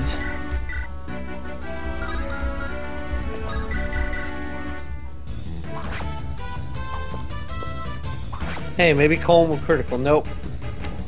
At 1% chance, pretty likely, but no. This priest has a men's staff. That's nice. Let's see. Ironically, Nemi is the one. You can't even kill him. Ugh, this is the curse of getting no magic ups or loot.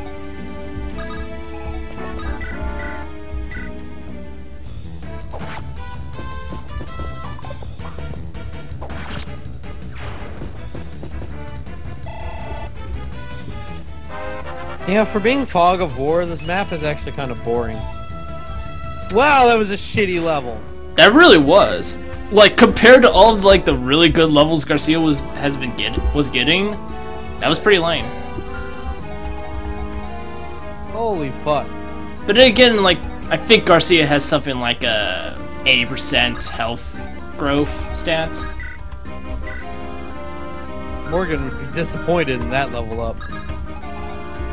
Good thing he's not Morgan.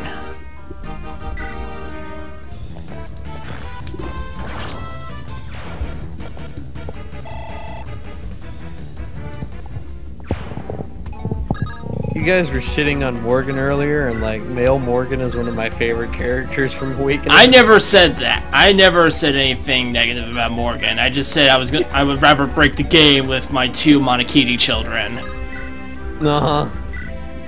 Because that is a possibility. Hey, random knight. Ow, that actually stung a bit. Axe to the head. In order to get 2 Manakete children, wouldn't you have to have one of them be Morgan? It's Robin and Noe. One of the best combinations, really. So that's still Morgan breaking the game. Yeah, but now you also have a second Monokini. That also... They're effectively twins of each other.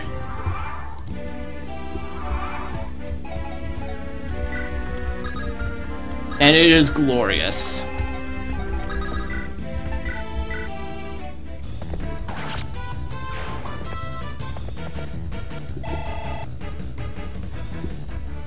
So is Franz just gonna get all the fucking experience from up there? Basically. It's already level 8, I'm impressed. I don't want... Well, it's no-brainer who I want to kill When you use this. him to solo half of a map, of course he's level 8. More like a third. Like, most of the enemies were to the right. Okay, Loot. Don't let me down. Finally! A magic point!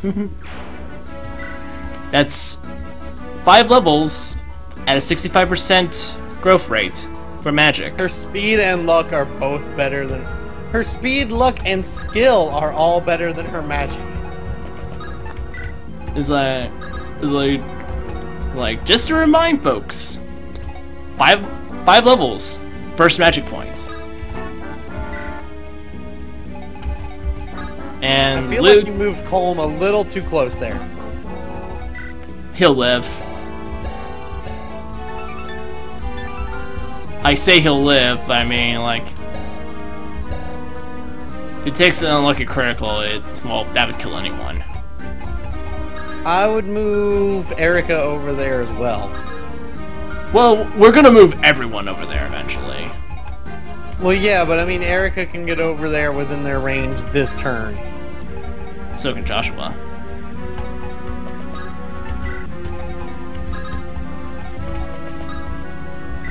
And that might take the heat off of Colm a little bit. You do realize that if my lord dies, I actually will have to restart the chapter, yes? Yeah, but your lord is stronger than Colm.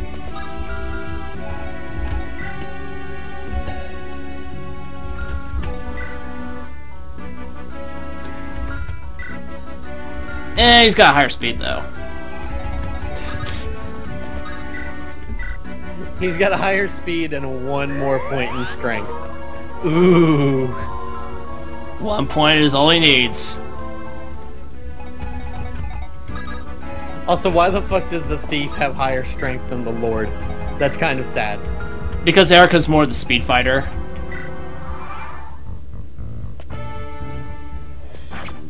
Ow. Jerk! She's like, oh no, that was Joshua. Josh. Ooh, and he's a Myrmidon. I didn't notice that before. I love Myrmidons. Yeah, he's the first of 2 Myrmidons in this game. No damage!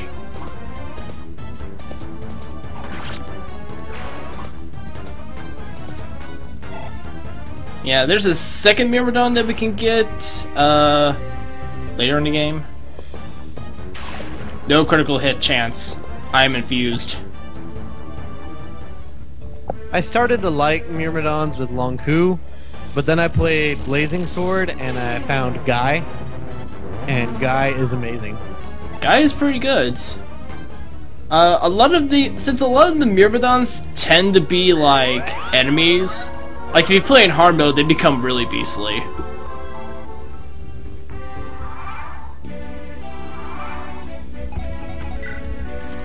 I wanted Nimi to kill the priest. So, kill the priest, Nimi. Shoot to kill. I was hoping the second one there would miss. I would flip my keyboard.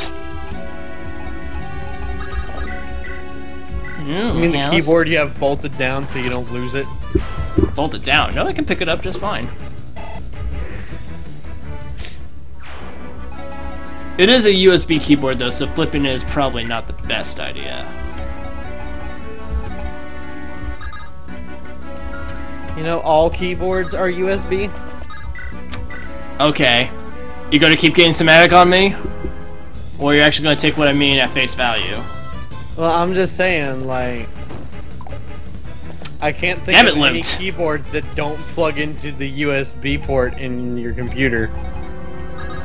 That's why there's a whole bunch of USB ports on the back, so you can plug in your mouse and your keyboard and everything without it taking up the space you use for flash drives and stuff. Damn it, Garcia! I was like, why is this one soldier so hard to hit? There we go. Whatever, he killed him anyway. Be thankful. Garcia could have killed you instead. Now use Eirika to kill somebody.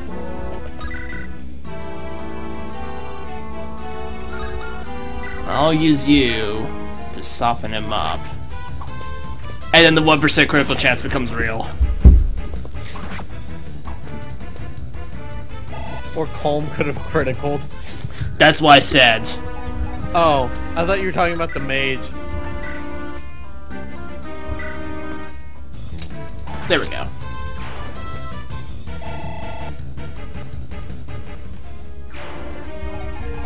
That was a decent experience.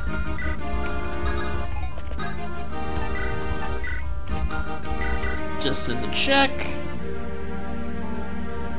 Yeah, that'll hurt. That'll get him 24 damage in.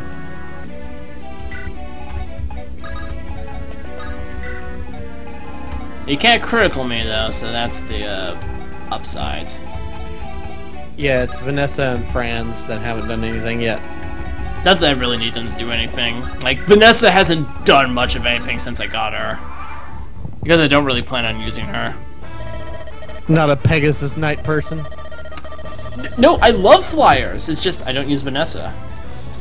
There's another Pegasus Knight that we'll be getting later that I actually like using more. Woo! Critical hit! I actually don't like using flyers. I love their mobility though. Like, it's hard for me to give that up. Yeah, but I feel like there's always way too many archers in the maps that you would want to use a flyer. That's why you work around that limitation. Or better yet, your flyer gets really lucky and gets 20 plus defense. So they laugh in the face of bow's advantages. So we've saved the citizens. What do you mean both? There's a third person there. And game for this map without any of the citizens dying, Orion's Bolt. The only one you'll ever need in the game. What's Orion's Bolt? Promotion item. Oh. It's a promotion item for archers.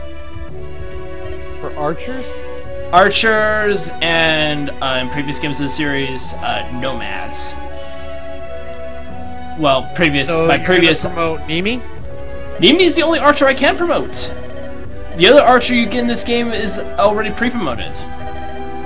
Oh. Therefore, you get the Orion's Bolt here, you save yourself 10,000.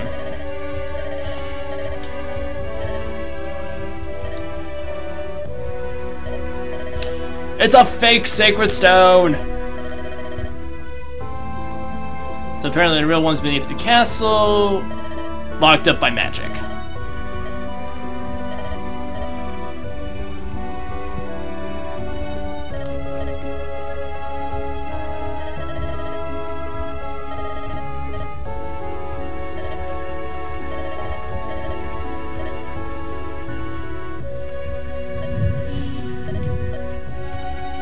Well, maybe you should have told them about it before the king died. Well, I mean, they were kind of trying to get out of the castle when the king died, so there you go. Well, yeah, but... Also, Sif kind of got pretty badly wounded.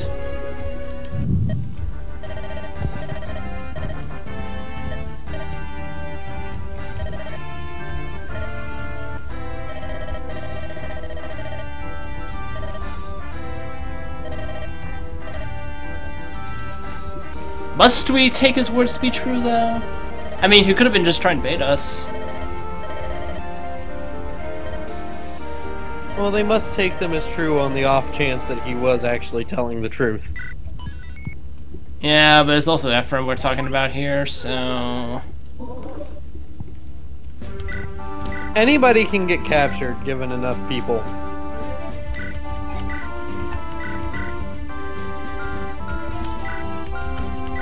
Or in the case of some games, all it takes is 3 people to capture you, even though you fight like 8 enemies on the screen at any given time.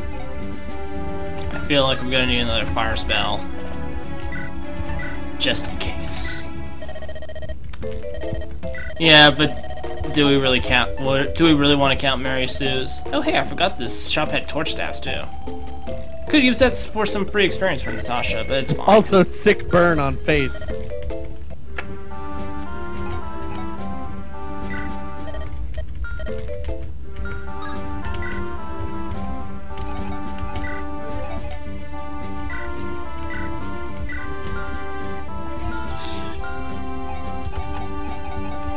But I do feel like Mary Sue is a vague enough term that you can't really be like,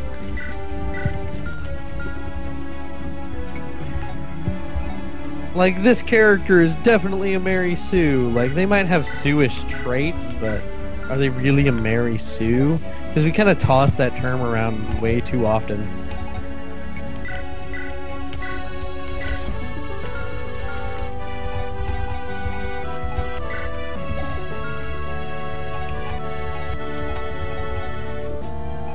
Let's see this. I would agree that Corinne is a Mary Sue, though.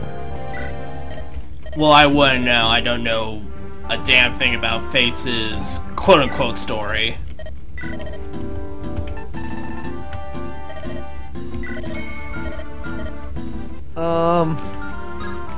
Honestly, its story is really complicated, and it's overly complicated. So it's complicated just for the sake of being complicated and not much else. Yes. And like, I like the sound of that. You don't even find out all the truth about it unless you play the 3rd version of the game, which combines elements of the other 2. So really, what was the point of splitting it up into 3 versions to begin with? Aside from money. Because you know you'll buy it. Money. Yeah, basically. And you bought it anyway. Like, the Birthright and Conquest versions I get, because Birthrights is more for like casual players like me who don't want like to micromanage every aspect of every fight. And then Conquest is more like traditional Fire Emblem, where like every attack counts because you might not have a weapon after that attack. Well now.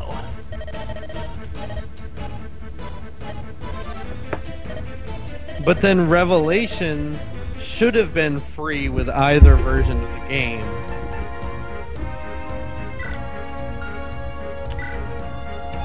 Because it's basically the other two games if they were combined.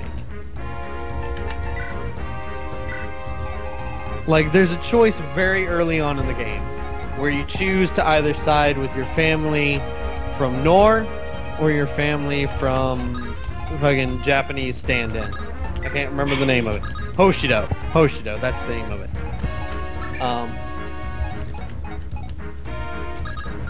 And if you bought Conquest, then you automatically side with Nor.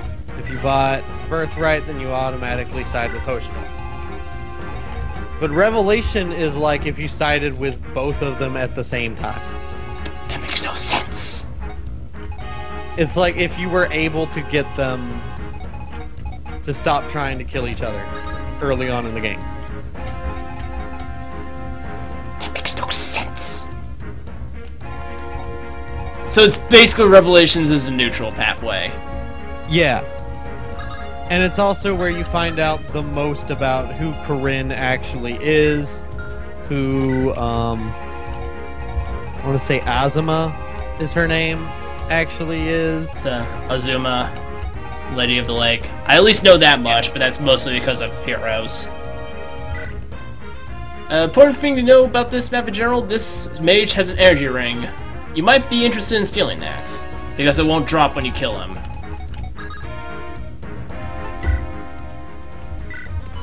But basically, if you want to learn everything about the game, you have to play 3 different versions of the game.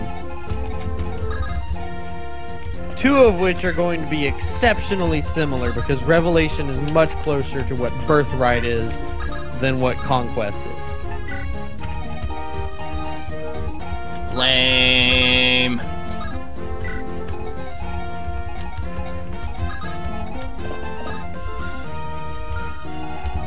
Well, generally, Birthright is considered to have a better story while having less interesting battles, while Conquest is considered to have a very disappointing story, but much more interesting maps. And my counterpoint would be, why not both? Exactly. Why wouldn't I just play Awakening?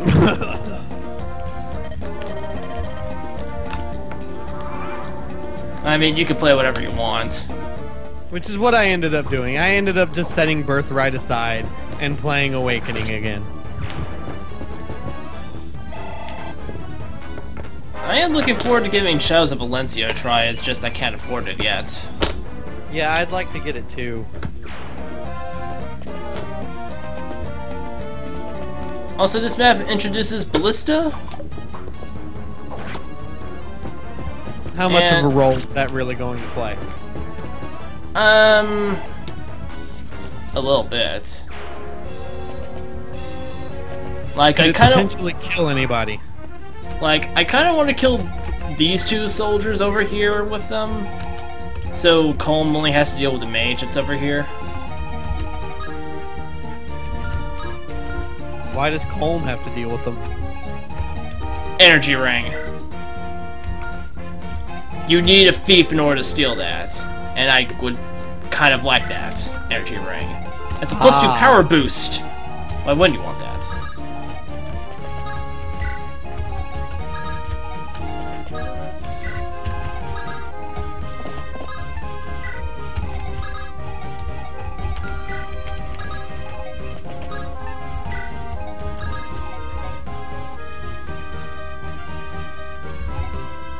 But basically the main bad guy of Fates is a giant dragon, because of course. And it's like the dragon to end all dragons, like a god dragon. And Corinne is his son or daughter. That's really close to awakening. So that's why she has godlike dragon powers. Because they are a god. Or he. I said they. I always just assume the avatar is a she because I only ever play as female main characters.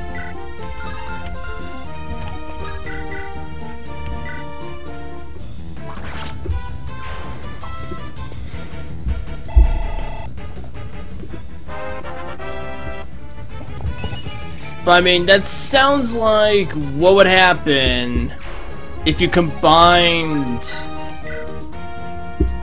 Robin and Julius, basically.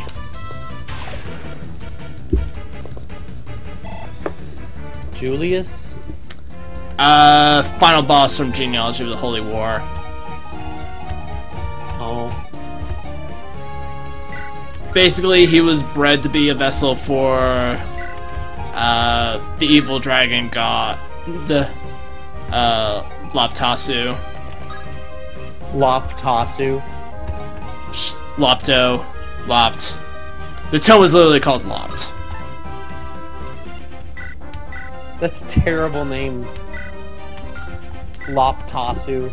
Well, I'm only going by what the by the translation. You can't kill Eirika. You can't kill the mage.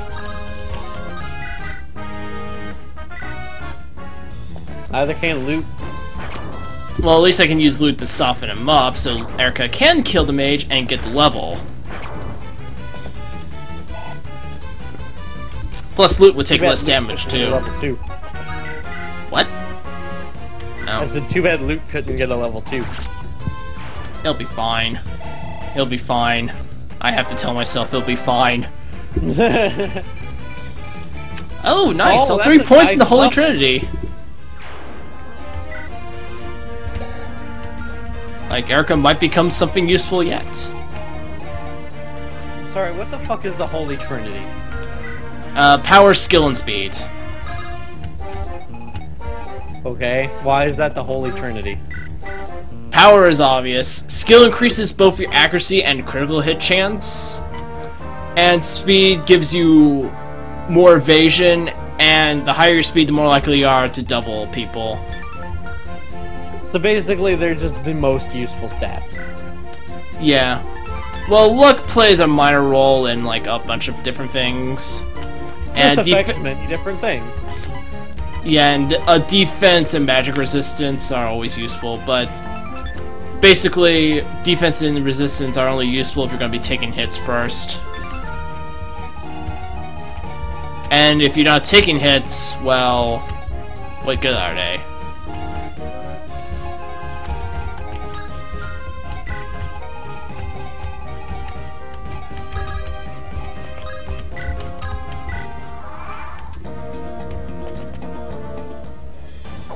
Whew. I was a little worried there for a moment. Like, that would be 14 damage! Poor Loot would be taken to the face! Oh, jeez. For a second there, I thought that fighter had a freaking hand axe for some reason. Like, that would be ridiculous.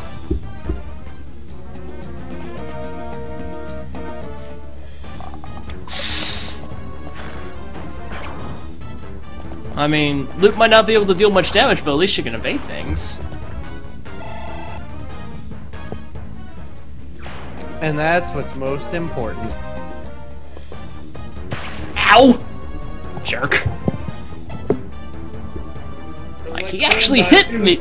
He actually hit me with a thunderbolt! In the forest, no less! That's so mean. It should have hit a tree.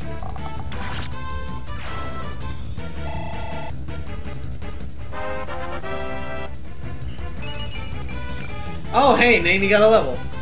Only skill, though, and luck. And a pure water. Hey, welcome back, Kicker BS. Welcome back, Kickherbs. You didn't miss much. We just bullshit more about fucking Awakening and everything. Or Fates. Fates was what we were bullshitting about. Let me see. You know, clearly the most interesting of the Fire Emblem games.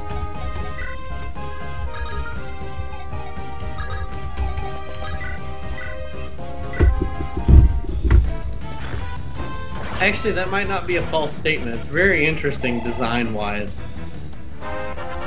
In just how much it fucked everything up from its predecessor. Well...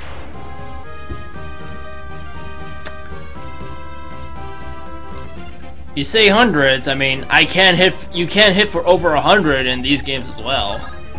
It's just not a common occurrence. Yeah, but in Awakening, it's super easy to get there. Well, that's because you can just manipulate the skills, like, no problem. I could, like, not even do super heavy grinding and Donald will still be hitting in the hundreds. Well, that's because Donald is the trainee. He's supposed to be overpowered if you manage to train him up.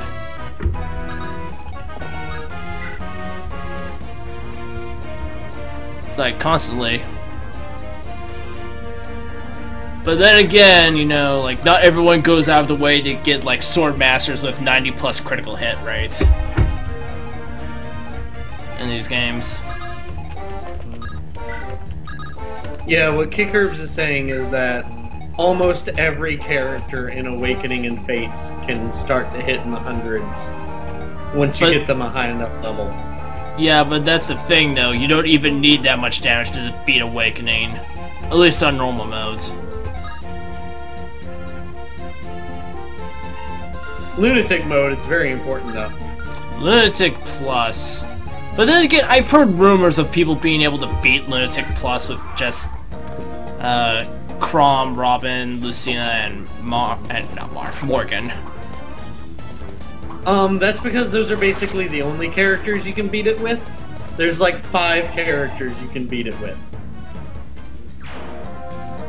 All the rest will die in a single hit from the enemies.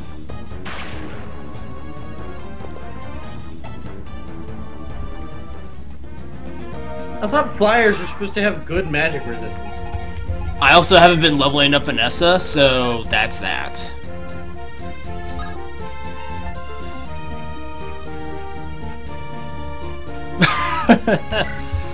Who plays the spot? Spot pass? That's a neat joke. Damn! Critical hit with the ballista. Like, that's some aim right there. Like, not only did you actually hit with the ballista, you got a critical with it as well.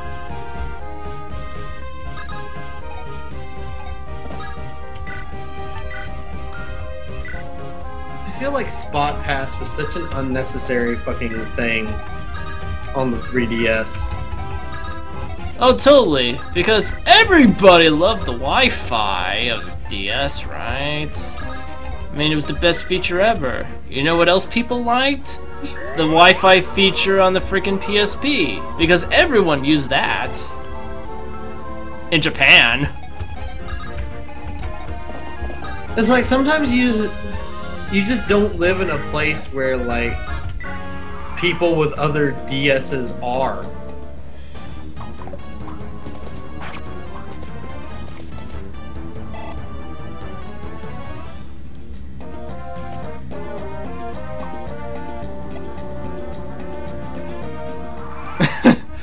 That's probably a good idea to get rid of it if it's screwing you up that much.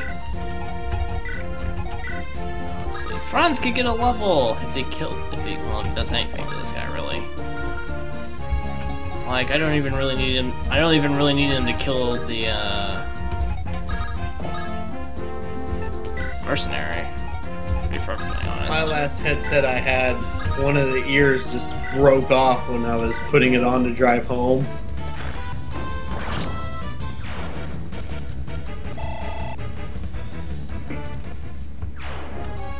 So I had to throw it away, even though, like, those are my favorite pair of headphones that I had ever had.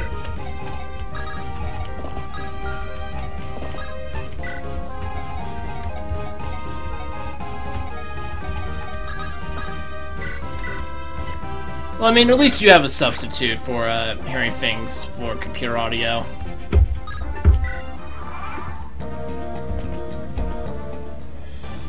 I wonder what I sound like coming through a TV speaker. In stereo. Yeah, for some reason this ballista is really fixated on hitting Joshua. Oh, missed. I have Good two more job. shots.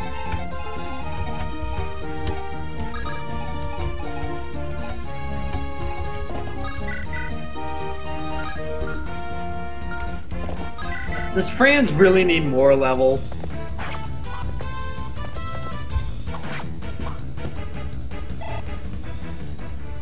Well, I mean, he's not gonna kill the guy. More defenses, it's not the worst thing in the world. Yeah, I actually didn't have a working CD player in my last car. And that was the main way that I listened to music. So what I was doing was I was hooking my headphones up to my phone so I could listen to one of the radio stations on there. And then one day the headphones just broke. So I was like, oh. Okay. That happened.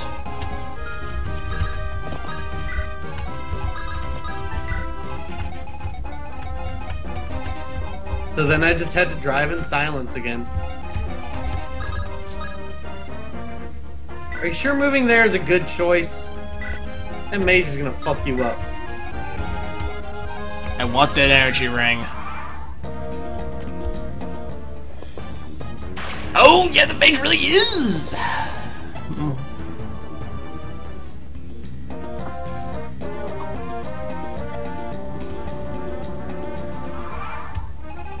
Like, you should have waited until there was a healer over there.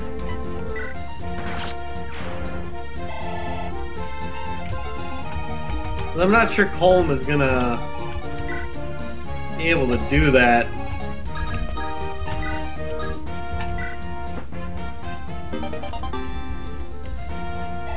Okay, so you stole it. Get out of there! Like, Vanessa should be able to take one more hit.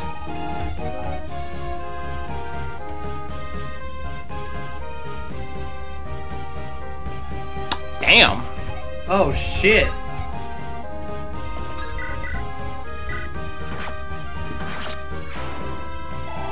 Yeah, it always sucks when somebody else breaks your fucking gaming shit.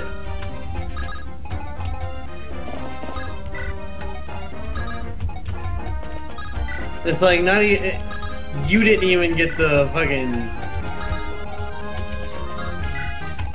the kill, I guess. The quote-unquote satisfaction of doing it yourself. Yeah.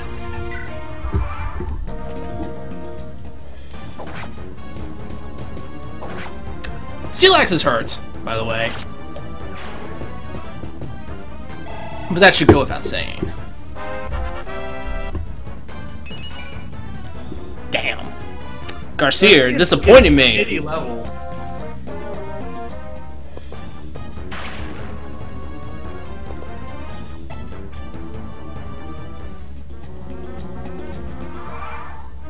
Now move Vanessa the fuck out of there.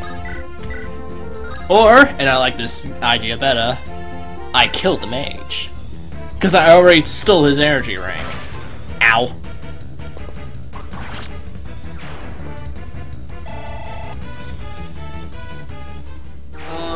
When I was in elementary school, me and my brother went to this daycare. And we both had Game Boy Colors. I had a really cool purple one. My little brother had a shitty green one. And one day, I decided I was gonna go climb out on the monkey bars. But my Game Boy was in my pocket, and I knew if I took the Game Boy with me, then it would fall out and it might break. So I was like, hey, little brother, who I don't know yet is a total shitbag, why don't you watch my Game Boy for me? He was like, okay. So he takes the Game Boy, and I go and play on the monkey bars. And then all of a sudden, like 10 minutes later, like not even a long time, he comes crying over to me. He had given the fucking Game Boy to somebody else there, and they had thrown it up against a tree.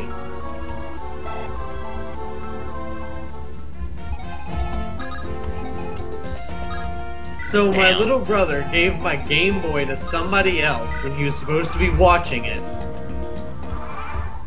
And then this person, who will remain a mystery to me my entire life, I never knew who they were, even back then. But this person just fucking threw my Game Boy into a tree for no real reason.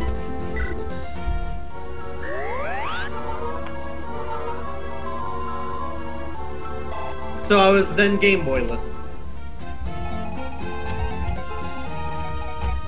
Also, that's bullshit when your healer has fucking 1 experience to level up. That's the thing. Heal grants 11 experience. Not 10, That's not horseshit. 12, 11. Oh, really? Like, not even a double Nimi? Well, now you might be Oh, able to that is a double. nice level. Yeah, 2 of 3 points in the Holy Trinity. Doing pretty well there. Nope, can't double. May as well shoot to kill. I did end up getting my brother's Game Boy because he broke it. But like I said, it was the shitty green one, so who gives a shit?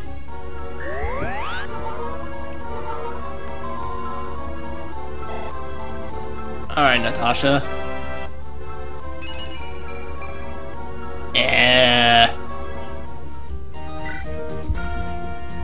Yeah, handheld electronics are just... I don't think anybody is lucky with them. We all get them stolen and broken, and they're just the worst to keep. Which is why I play my handhelds at home. Which, Like a square. well, the world is square, but I mean... I'm sorry, what? You're not familiar with that? You're not familiar with that old marketing term SquareSoft used to use? No. Did they really say the world is square? That was their slogan back in the day. Like, even like Final Fantasy VI makes a mention to it. What are they, fucking flat earth theorists? No, I think they were just trying to be clever. Yeah. But what do you do, Kicker, when the emulator breaks? Emulators don't break. Don't they now? Well now, you seem pretty sure of yourself. I will only ever emulate something if I own it.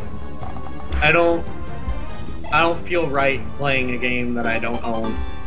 I don't feel bad about it, especially if the game is rare. Exceedingly hard to come across. Most of those you can buy on like the PlayStation Store or the Nintendo storefront now, though. Like if you want to play Suikoden 2, you don't have to spend $120 buying a copy of it. You can spend $10 and get it on the PS3.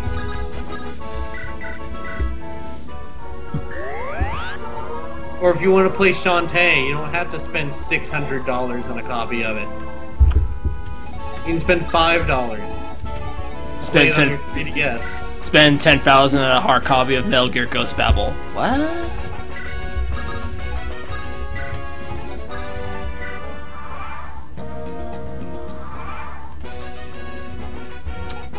That Radiant Dawn, though. Well, I mean, most of us were going to spend $100 plus on a console anyway. I mean, you're talking to two people who own PS4s, so... Not PS4 Pros, though.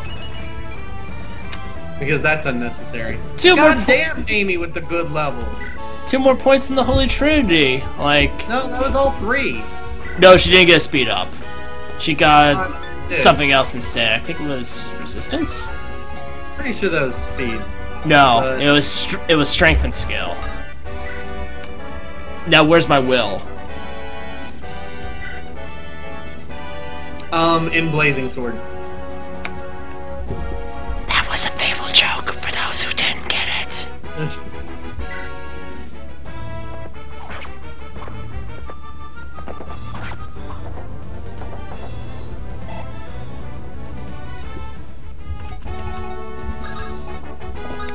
Fifth Xbox 360. Yeah, those were notorious. The Xbox 360 was one of the worst designed consoles ever. So, I mean, I only owned one 360, and like the only game I actually missed from it is Fable 2.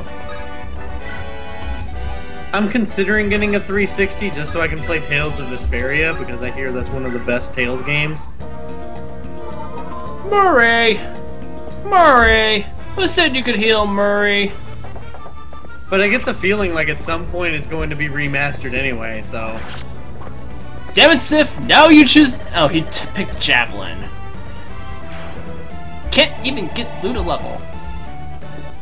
Well, you better make up for this, Seth. With a good level? Good enough. And you got a Night Crest. Yeah, that's the first Night Crest you can get. Yeah, skill, speed, and defense, good enough level. This is one of those fucking stupid maps where you have to sit on the fucking thing. That's so dumb. Seize the gate. Well, you wouldn't like It's show. basically just to kill the boss map, but you have to move to a specific point afterwards. Well, it's like, well, you're gonna hate Shadow Dragon because that's nothing but seize the gate missions. So am I, Emily. So am I. Like, why did all the JRPGs go on the 360? That's so weird. Damn, remember the CD? Like, Japan doesn't even like the Xbox. So why?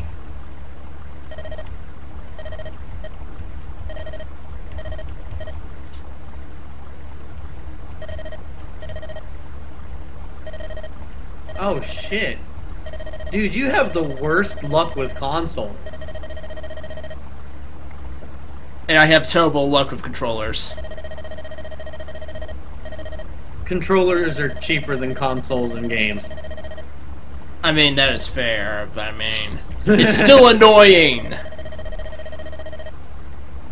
This guy fucking lost a 360 because it was shit, and lost Odyssey. He's gone through because- 5. And lost Odyssey because the shitty 360 destroyed it.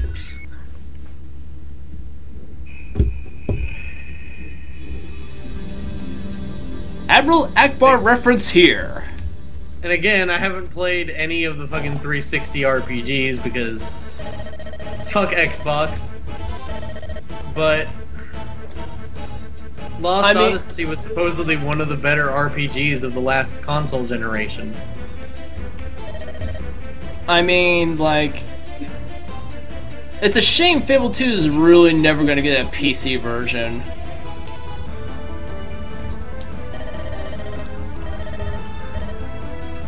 Yeah, they're still trying to make progress on a 360 emulator, but it's still in the research phases, quote unquote.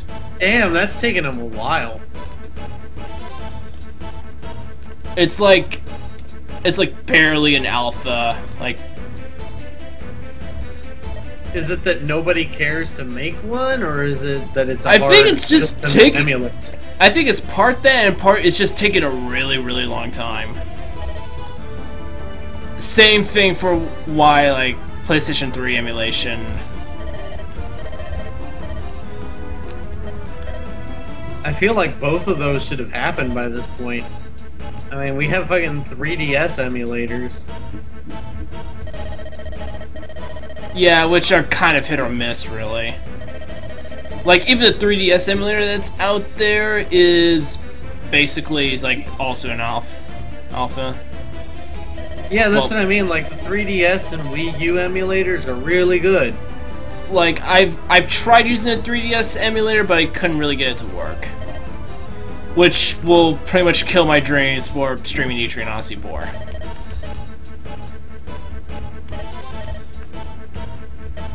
Or any of the remastered Etrian Odysseys.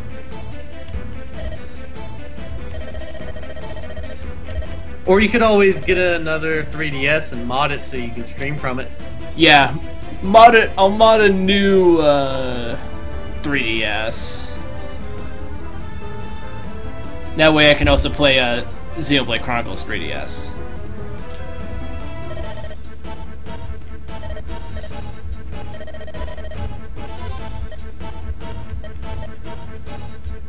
Like, once I get to streaming, that's what I would prefer to do. Rather than use emulators, I'd like to use the actual consoles to hook it up. Yeah, that Elgato or Dazzle. Or both.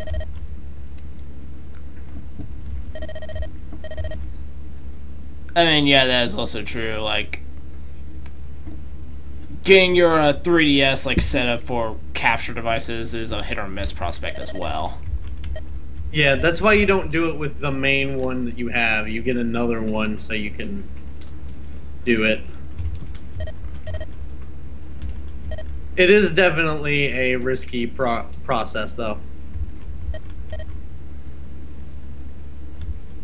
It's one I'd be willing to undergo, if only to use the actual system, though. Yeah, it's like, yeah, you like to be authentic. I like to save time and resources. I don't have the kind of money for it either, which is why I'm not the one streaming. I don't even have a computer that can do Twitch. Very well. Or at all. Some days. Oh no! Orson was a betrayer! I totally did not see this coming. Actually, I kind of didn't on my first playthrough. But then again, I was new to Fire Emblem at that point.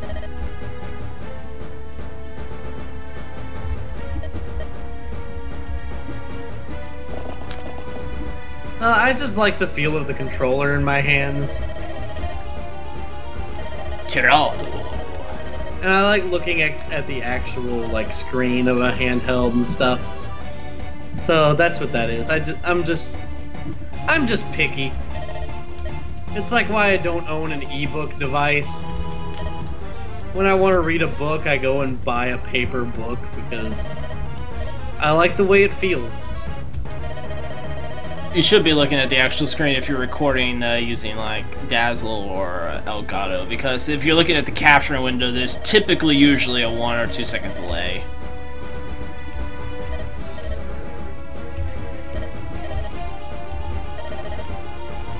I mean, I get the idea of authenticity, it's just that at the same time though, it's a time and resource thing for me. Yeah, I get that it's not for everybody, it's just... Like, I would love to do that, if only for PlayStation 3 games, at the very least.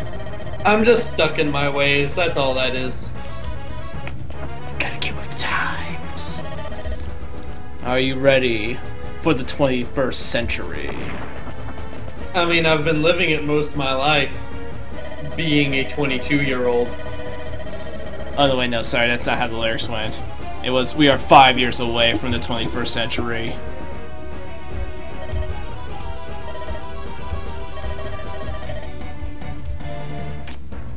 We're trapped! Oh no!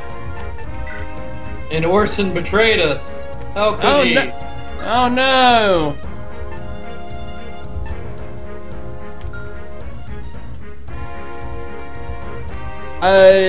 Yeah, Yes, Etrian Odyssey 4, Legends of the Titan. And I also have 2 Untold. I have both 1 and 2 Untold, and I don't know. I have difficulty getting into them. Like, they're not bad games, they're just not my kind of games. Yeah, I would say 4 is actually a pretty decent starting point for the series as well, though. Alright. Our formation's kind of a little cramped here. But we'll have to make do. Hey, a Myrmidon. Ain't my Myrmidon, though. I was never hugely into pure dungeon crawlers as a kid, so...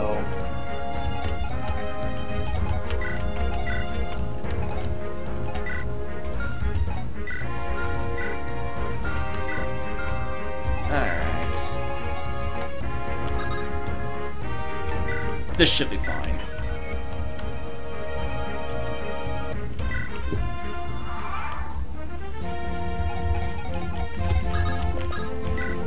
Alright, have at thee! Let the slaughter commence. I wonder how all of the other people feel about fighting alongside Joshua after he killed Gilliam.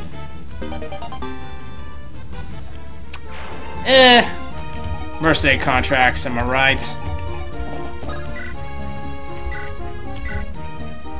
You know, sometimes you gotta kill a guy to get into the group.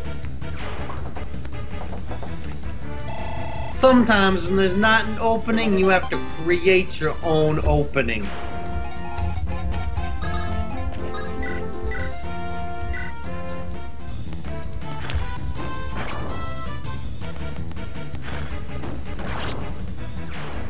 Oh my god, yes.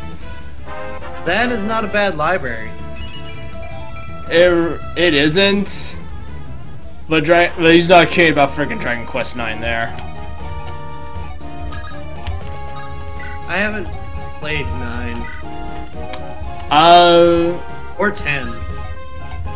Well, has the 10 come out yet? I don't think it has quite I yet. thought it had.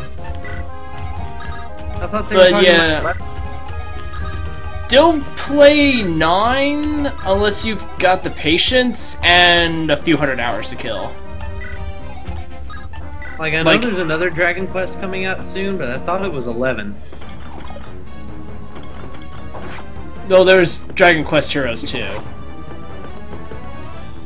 Well, no, like an actual mainstay Dragon Quest game is coming out soonish.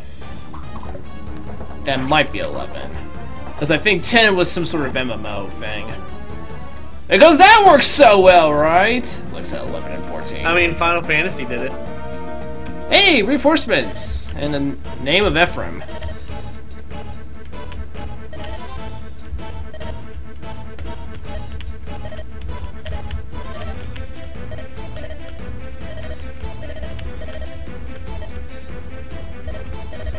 I mean, 40 also has a point.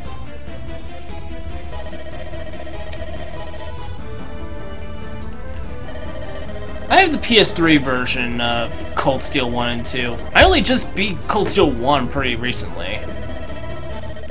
I'm like halfway through it.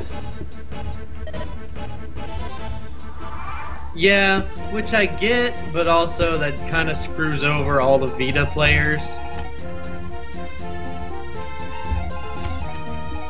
Like, it was basically like the ending of the first game and the start of the second game is just like, okay, game, you gonna keep breaking my heart? Just gonna keep doing it. At the same time, all the characters they're announcing for 3 are like none of Class 7. Which means it's probably gonna be something like what Trails in the Sky did, where like the third game is gonna be something completely unrelated.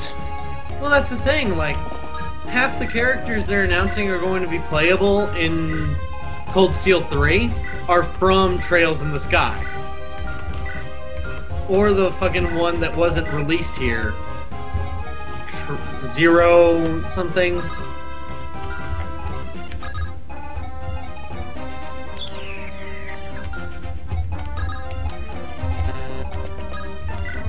But like, they haven't announced anything on like Usis, or Machias, or Fee, or Laura. Wait, Fee's not gonna be a party member? I feel like I've seen her in still shots, but I don't think she's been confirmed.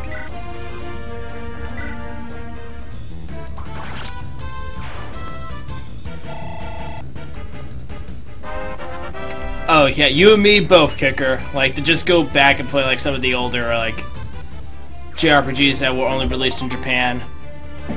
Like the beginning of the Atelier series.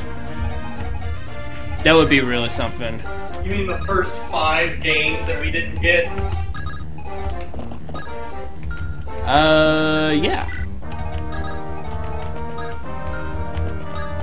And in fact, we didn't get any Atelier games until they did the ones that are the least like Atelier. I'm sure there was a reason behind that, and that reason is because we wouldn't be able to handle the time management at that time. Screw you, Time Japanese management developers. games were just way beyond our capability. It's not like everybody was playing fucking tycoon games or anything. Well, I mean, Tycoon isn't really so much time management as it was, like... It has time management, It has time! and you manage it. If you want to. Most people don't care.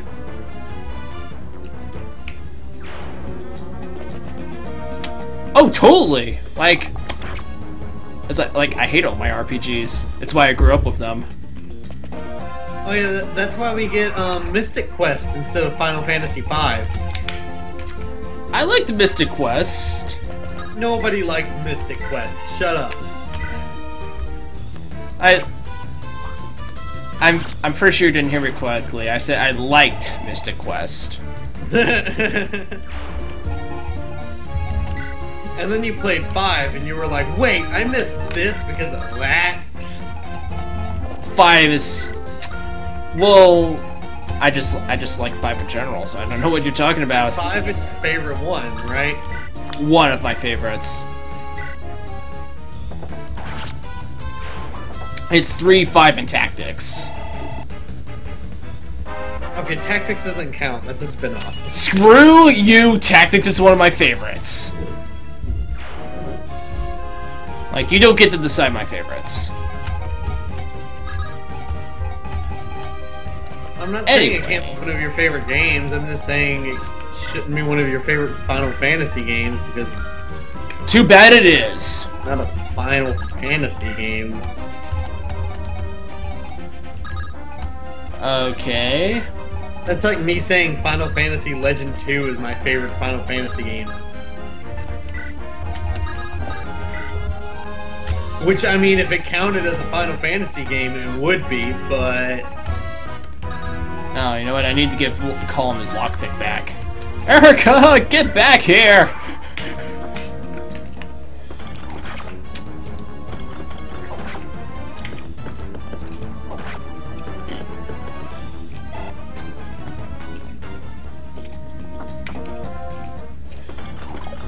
But as it is, 15 will just have to be my favorite Final Fantasy. By a slim margin above 3.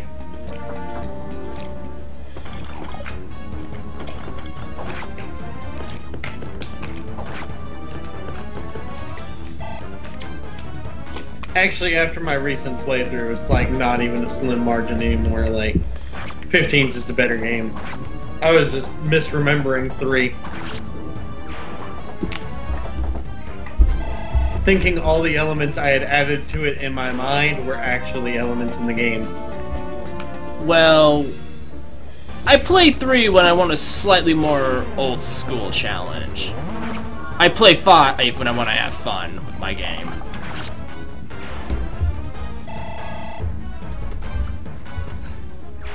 Negate the effects of gravity, among other things.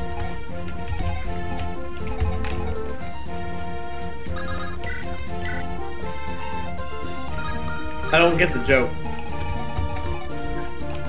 You have to actually be watching the animations. Oh, you can support. Yeah, with Nemi, but I don't want the calm support of Nemi. No, not the guiding ring. But it's a support.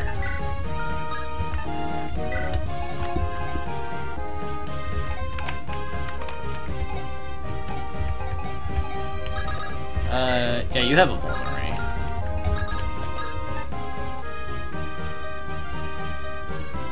Oh my god, you have the option for supports and you don't do it.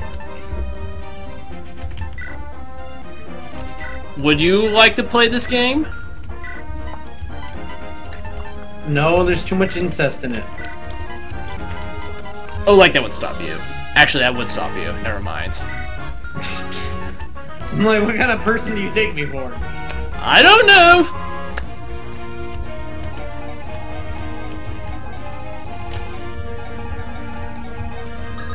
Okay, now I need to get Fran. Now I need to actually shuffle Colm there. No, actually, I don't need to shuffle Colm over there because I can break the wall eventually. Sorry, who's the number one bimbo? Number one bimbo. What?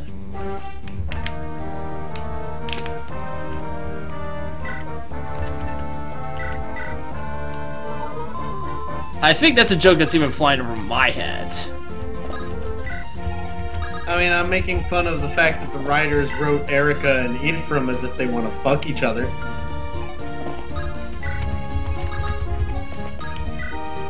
Well, I mean, we also haven't actually seen their support conversations yet. I don't remember their support conversations, really, all that much. I didn't get an incest vibe from it. Well, since we're not going to be seeing them...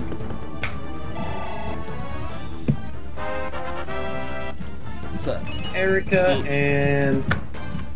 It's like, Larchel is great, though. Like, she's absolutely amusing. Conversations.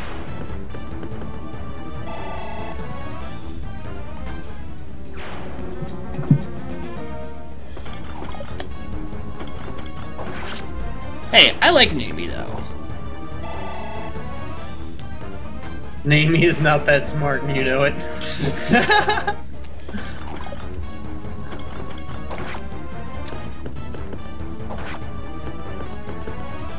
Well, I mean, what is intelligence, really? Oh, my axe broke. It's a good thing I took another one out. Ephraim. Eirika, are you alright? Eirika. I am fine, brother. Ephraim. Do you really have to say their names out loud? So please call me if you need anything. I'll always two more be points in the Holy nearby. Trinity. Eirika. Yes, thank you. But you do understand that I am here to fight, don't you? I cannot ask you to watch me constantly. I am your sister, math not problems. your ward. Ephraim. I actually Eirika. have to quite like math, thank you. Eirika. Wait, don't... What are you... Ephraim. You looked a little upset. I thought I would stroke your face like I used to.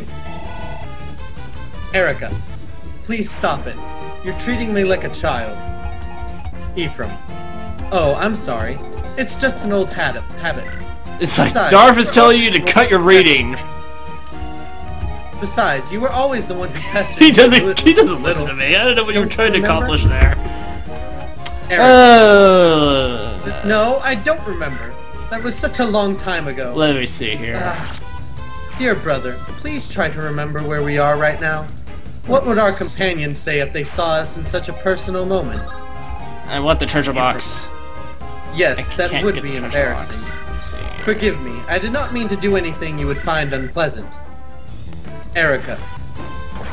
No, I didn't mean that. It's just... Ephraim. So you really do I want mean, me I to could be a face? jerk and I could end the call. That would shut him up. Eirika. No! I mean, look. Ephraim. That Haha, might be you the always only do option. much Easily. You haven't changed at all. Eirika. Enough, brother. You are starting to anger me.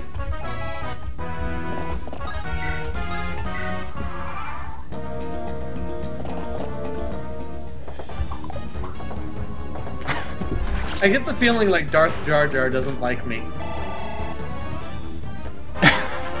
People are living. What people? Nobody left! Either. Oh, and Ephraim got all 3 points in the Holy Trinity. He might be the go-to lord for the stream. Like, Bloody left, but he left like 30 minutes ago. Everybody else is still here for some reason. I don't know why. They like us? I mean, that's always an option. I mean, that can't be it.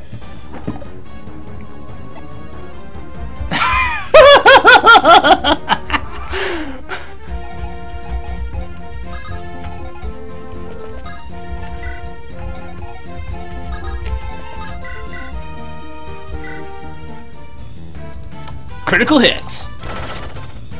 The best reason to watch a stream. I have nothing better to do.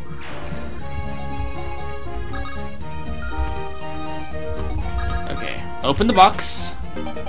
Angelic robe. I like it.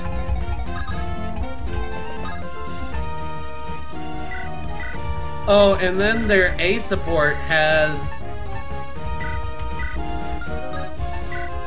Hold on, who says it? I mean, hey, Eric. be true to Eric. yourself if that's, yeah. Eirika says, "Brother, please promise that you won't ever leave me alone. Please promise." To which Ephraim says, "Of course, I would never leave you." Can you still hear him?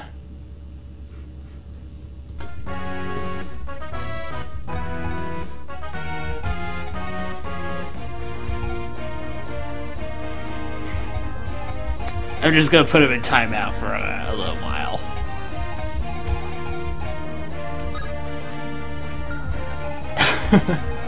So anyway, as we continue our Bloody Murder special in what the hell was this place again? Renval? Renval. I'm calling it Renval now. As we basically our main goal now at this point, it's not just killing people though. I mean, that is the main goal, but I also want the treasure. Because I know one of these two chests holds an Elysian whip.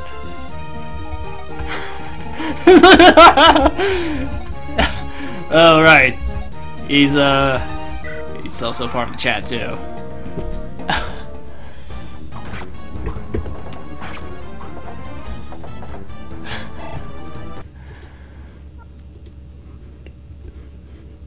But I mean, if I could get away with only one death, that would be pretty, I'd be pretty happy with that.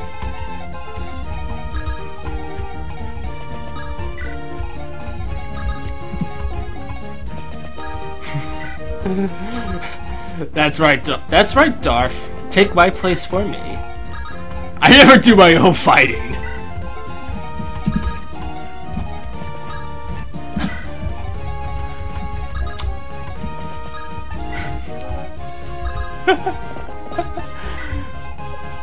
It's like, by the way, you're no longer in timeout. Just to let you know. For now.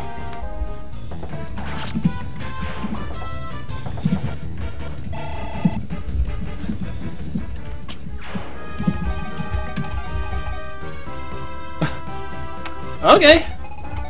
I mean, that's fine too. I don't care. I mean, who do you think you're really hurting with that? Be honest with yourself. Alright.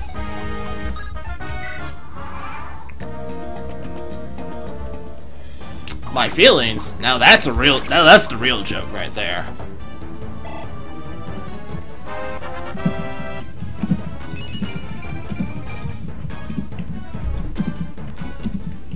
Well, Forte could promote.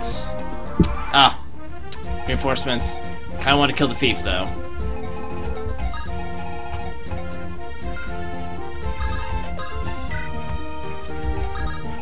Well, I mean, that seems kind of mean-spirited, though. Of course I have feelings. Seth be a blockade.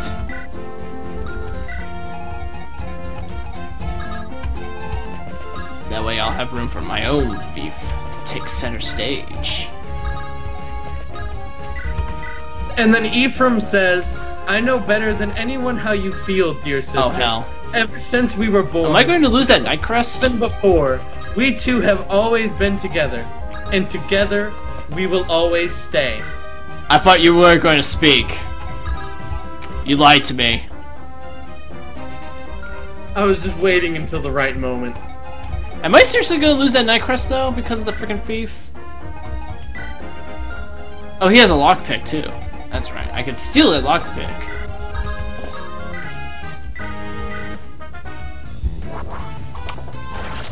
Pointless critical hit? Yes, there are heavy incestual vibes between them.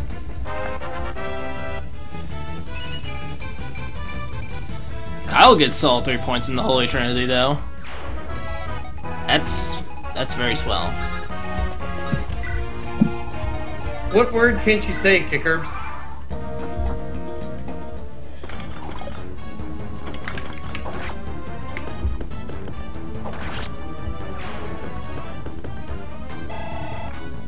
Garcia has given him all of the axes. Oh, I think... Wait, does Grado have a hero crest on him? I don't think he does. Also, Raynar is the Darth Sidious to your Darth Jar Jar. What?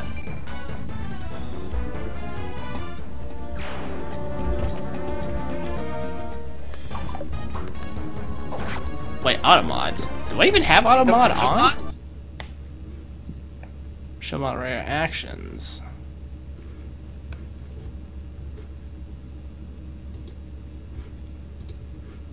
Okay.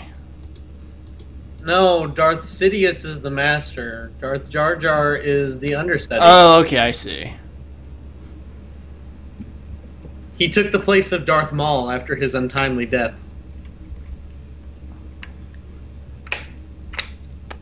It's like I will allow your messages so that Reki can see them. Oh, critical hit by Seth.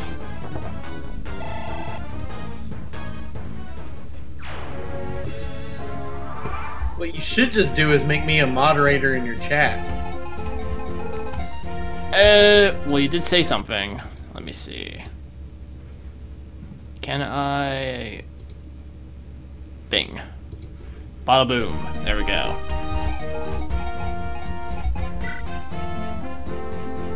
No, Toronto does not have a hero crest. I'm sad. I wonder if that gives me a special little sign next to my name now. I think it does.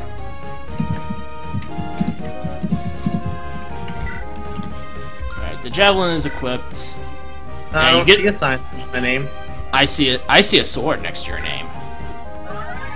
Oh, maybe I just have to exit and leave the chat. And then come back. A hammer. Bad hammer. Oh my god, the band hammer. Yeah, you're damn right, Kicker. He knew what I was getting at. Raynar and I are used to that band hammer. Too much Dragon Fable. Wow. That's a blast from my past I didn't think I'd ever hear of again. I mean, considering that's how we met. That is true.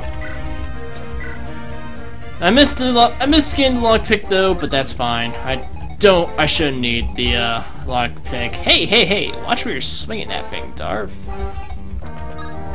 I mean, you can do whatever you want with other people's faces. I mean, your own face. I mean, Kiss it. yeah, I know what I said.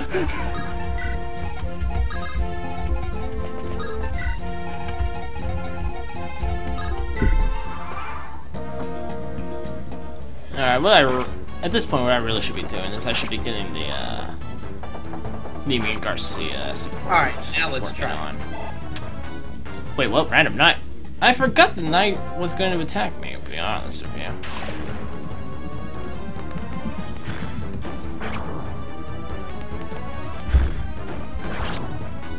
Hey, loot can kill an enemy mage. That's impressive. I mean, I like that. I feel special now. I have a little green sword. Must resist temptation to sing. Not Not that song. Oh, this joke has a longbow. That's not fair. Nobody said the game was fair. You're just supposed to fucking figure it out. So, play the game, jerk.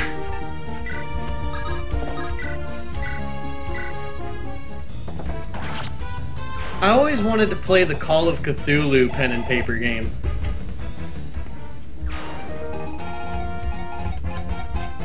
It's like nobody ever wins in that game. It's just a matter of how long can you survive. It's like Darth is really not having it with you, which amuses me. I mean, I don't care. He can be as unhappy with me as he wants. Okay, so what the hell is that? Oh, Kappa. Kappa. Let's see. This guy's a lance user too, so that's gonna be annoying. It's a silver lance too, which is really going to hurt. Raynar's known me 7 years, so he can trust me to be a mod. Sometimes. That's a stretch. Ouch. This jerk is blocking the door!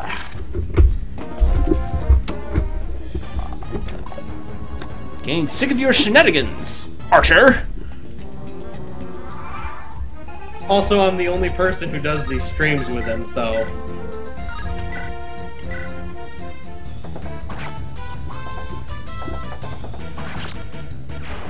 And that's what I have to say about that. You didn't say anything. You weren't paying attention. You just fucking slammed your sword into people's heads. It's not saying anything. It's just violence. I speak with actions.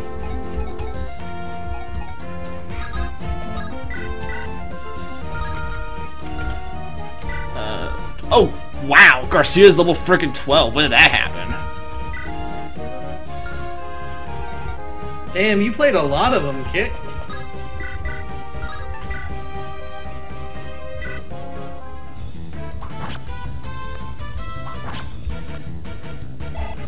So, like, you never used a D12 or a D20 or anything?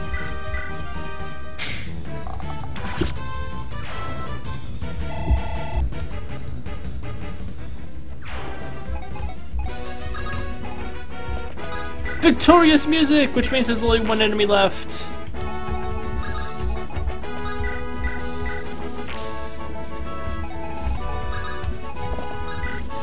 Gotta break this wall down though.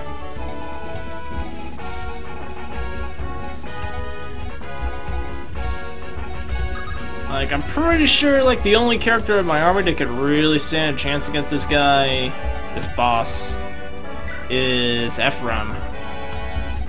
Garcia might be able to if he had a steel axe.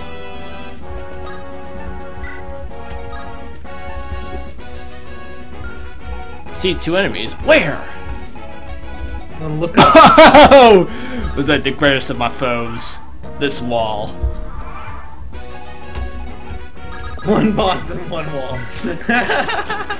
I mean, they're not wrong. What about the treasure chests? Do they count? Damn. Holy shit! Critical miss.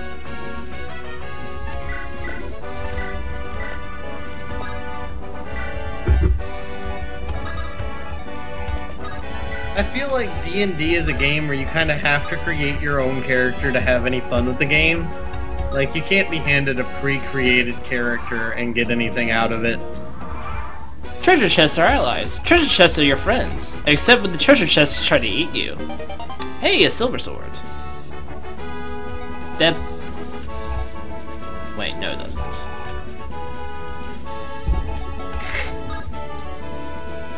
Treasure chests probably are allies, though. Except for fighting. Except for the stray mimic.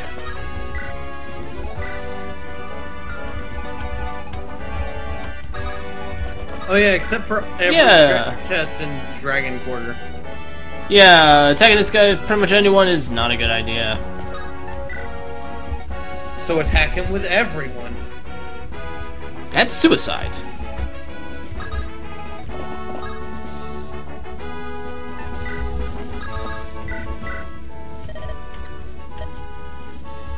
Yeah, thank God for lack of mimics.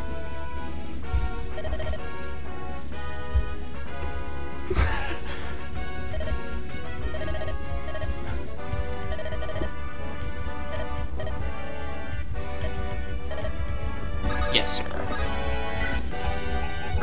Wait, your character got turned into a chair? How did that even happen? Polymorph. A master general in combat. And so you beat up people with yourself? There's the Elysian Whip. Alright, just to give a power difference. Ephraim can potentially one-round this guy. It's gonna be a pain, though.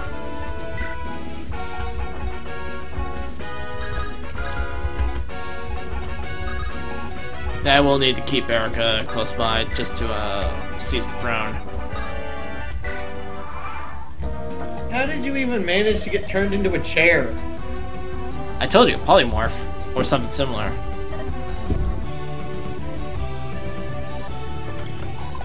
Ooh.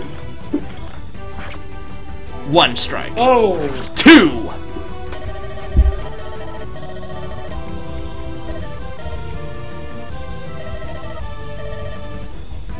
And that's the end of that chapter.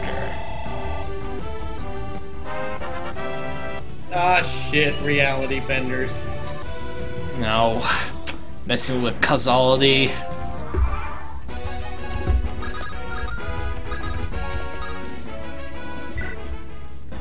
Oh, I just realized what threw me off about that one level with Naomi where I thought she got 3 points in the Holy Trinity. Yeah. I thought that the 3, like the Holy Trinity, was at the top of that left bar, but it starts with HP No. and then the Holy Trinity. Yeah. Okay.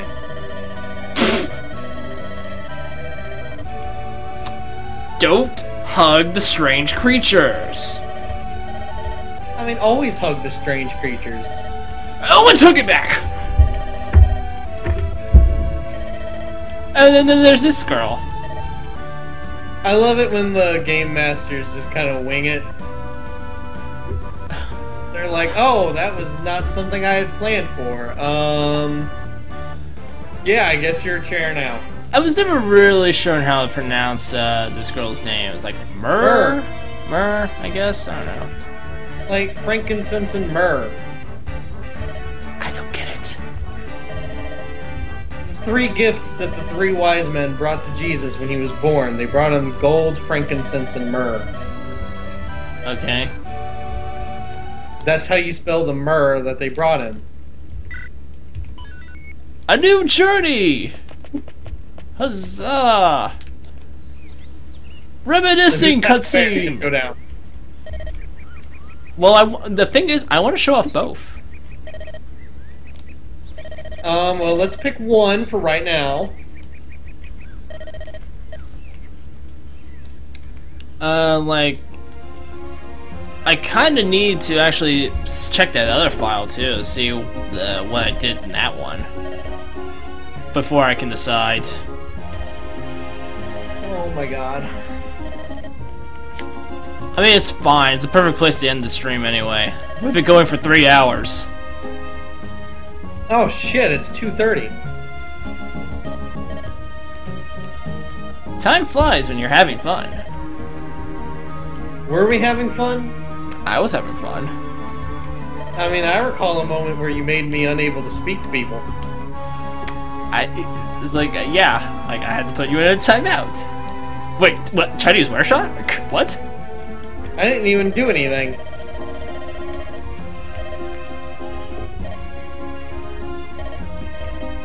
All I was doing was reading the incestuous support conversations between the 2 main characters. I'm more interested in this Chinese wear shark. Like, that's actually pretty freaking awesome. And he was also a master of fighting with chairs exclusively. So if he looked at a billy club, he'd be like, what the fuck is that? I don't need that. I need that chair that the billy club is sitting on.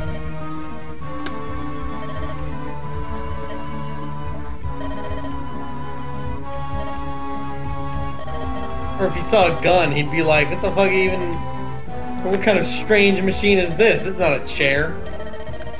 You can't shoot people with a gun. You can shoot people with my chair, though. An actual weapon. Was it actually seriously called an actual weapon? Or did it have a real name? Capital A and an actual weapon.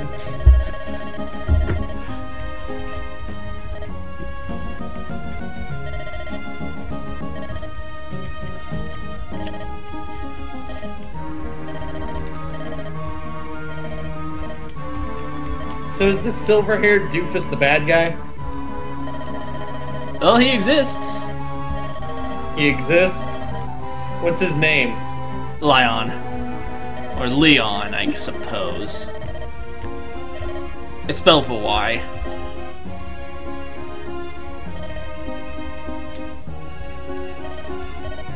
Yeah, that would be a while.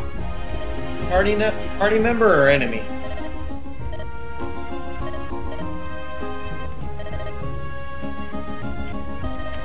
I mean, he's their childhood friend.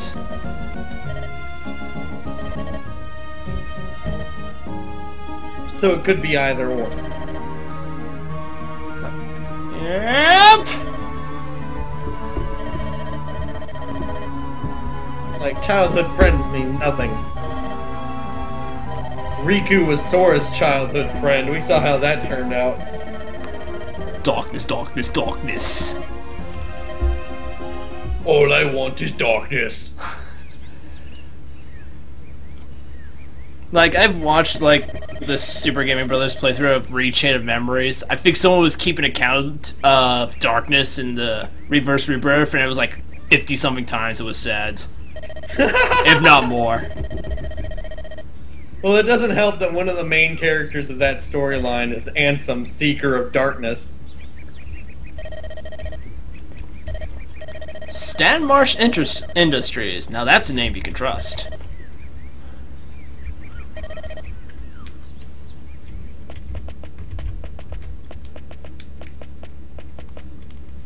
So is this just like a super long cutscene?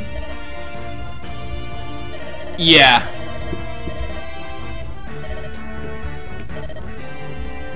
Who Like the it. fuck is Tana? The Princess of Freelia. I almost forgot the name of this like kingdom. Is she a party member?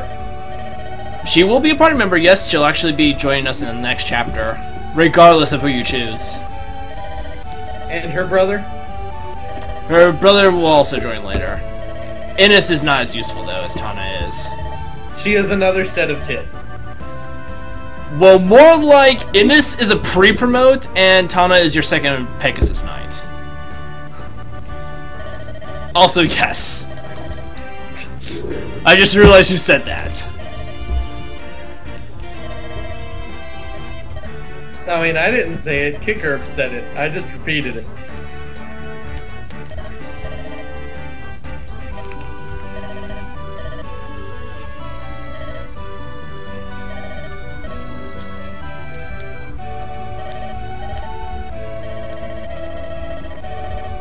Is that the fate of all waifus? To be reduced to merely their tits? Wouldn't you like to know? I would, actually. I don't have a follow-up. I didn't think it'd get this far. Well played.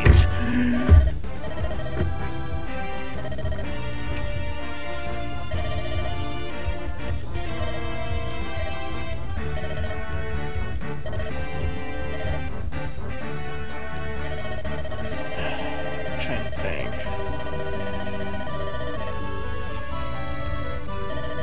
No, it's both chapter 11s.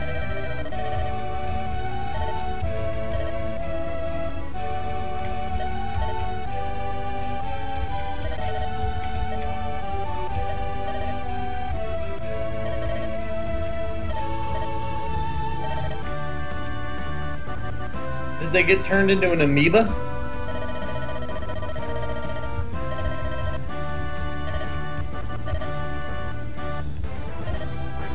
I've always wondered what it's like to be an amoeba.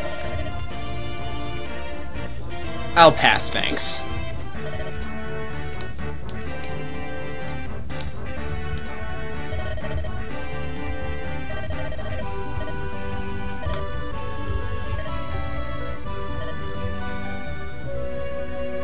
Also, Murr's a Monokiti. Mur is what? She's the Monokiti of this game. Oh. She's got dragon wings on her back, so dead giveaway. Well, it hasn't really shown us her back yet, so... Well, you just missed it.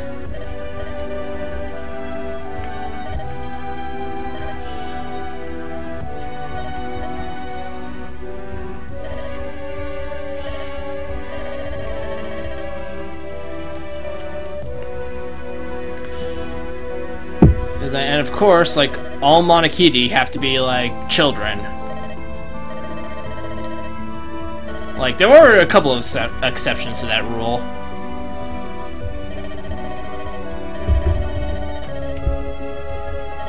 No, he wasn't a child. She just acted like one. More accurately, they have to look like children.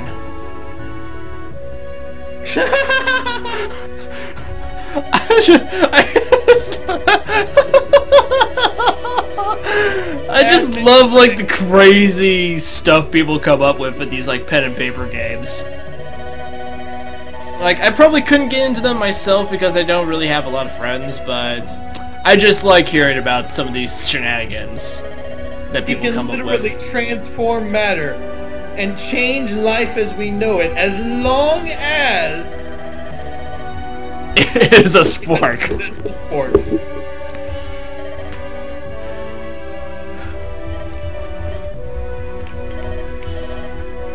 He's like rummaging through his backpack looking for another spork.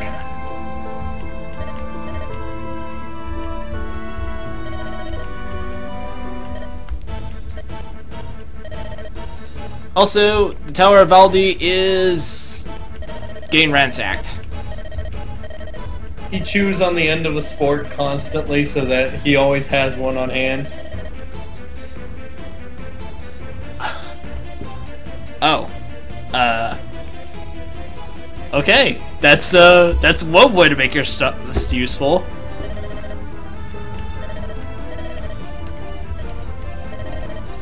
It's not even like a fork, it's a spork. It has to be specifically a spork. Nothing else will work. Whoa! Hey there, it's buddy. like if it was a fork, you could get some serious like penetration action going. But with sporks, there's only like a quarter of an inch worth of fork going on. Like, you're not being creative enough. No, it's just the force you'd have to use in order to hurl that into somebody's skin, like... That's what the telekinesis power is for!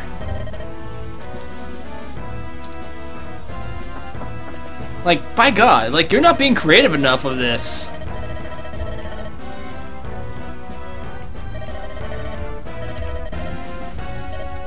Or maybe the sporks were too creative. What if it had to be spoons? It could still penetrate with enough force. It would take more force, though. Again, telekinesis. I feel like you're thinking telekinesis just automatically applies whatever amount of force you want it to. Is that not how it works? Well, it depends on the telekinesis and the game and what we're talking about. Some telekinesis, yes. Other telekinesis, no. It would still have to build up momentum.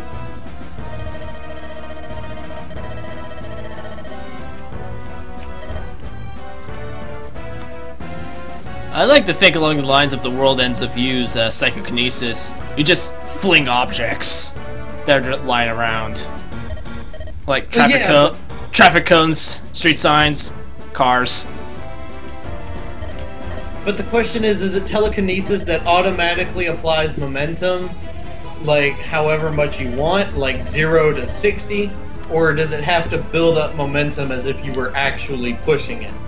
It's like, the thing with psychokinesis, like the slash psychokinesis, is that it is actually somewhat momentum based. Like, the harder you swipe, the further they fly.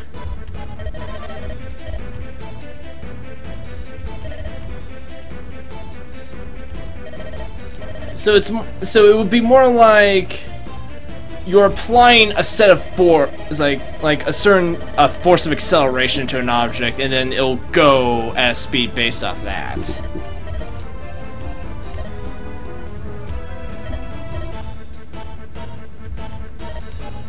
So yeah, that's what you're really looking for in this question. Like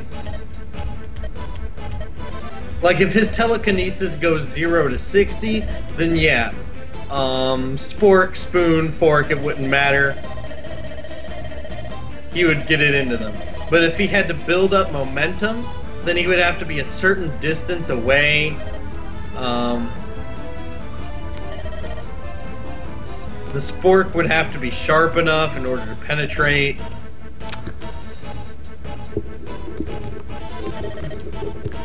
I like Kicker's idea of doing things, though.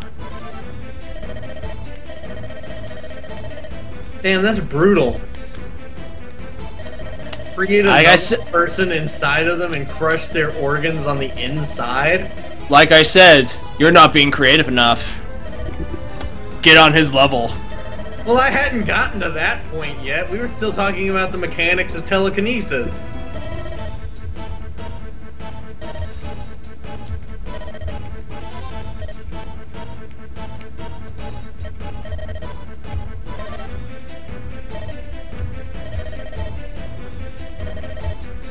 So basically, we're just deciding that, like, we're doing three-pronged assault here. And this will go to Johanna to support them, Eirika is going to Roston to warn them, and Ephraim is going to evade Grado.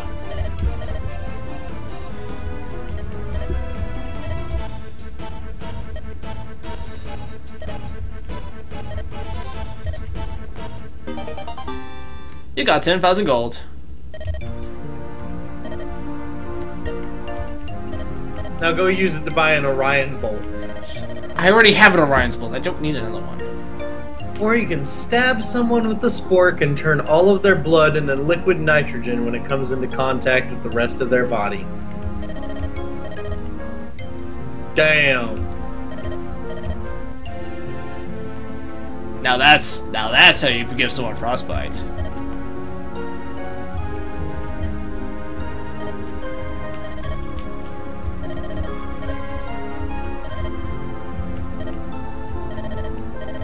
I was trying to think of a pun, but that's just so brutal. Like,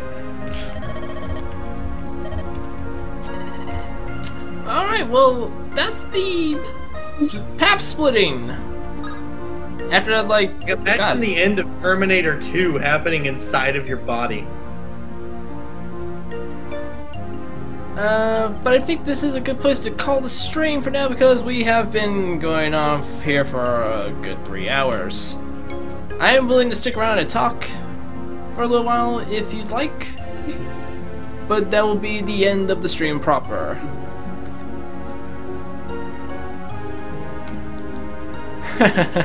I can imagine. Anyway, next time! Well, which path will be showing off first, I'm not sure yet. But I will be showing off both paths, so it will be something to look forward to. Until then, take care now.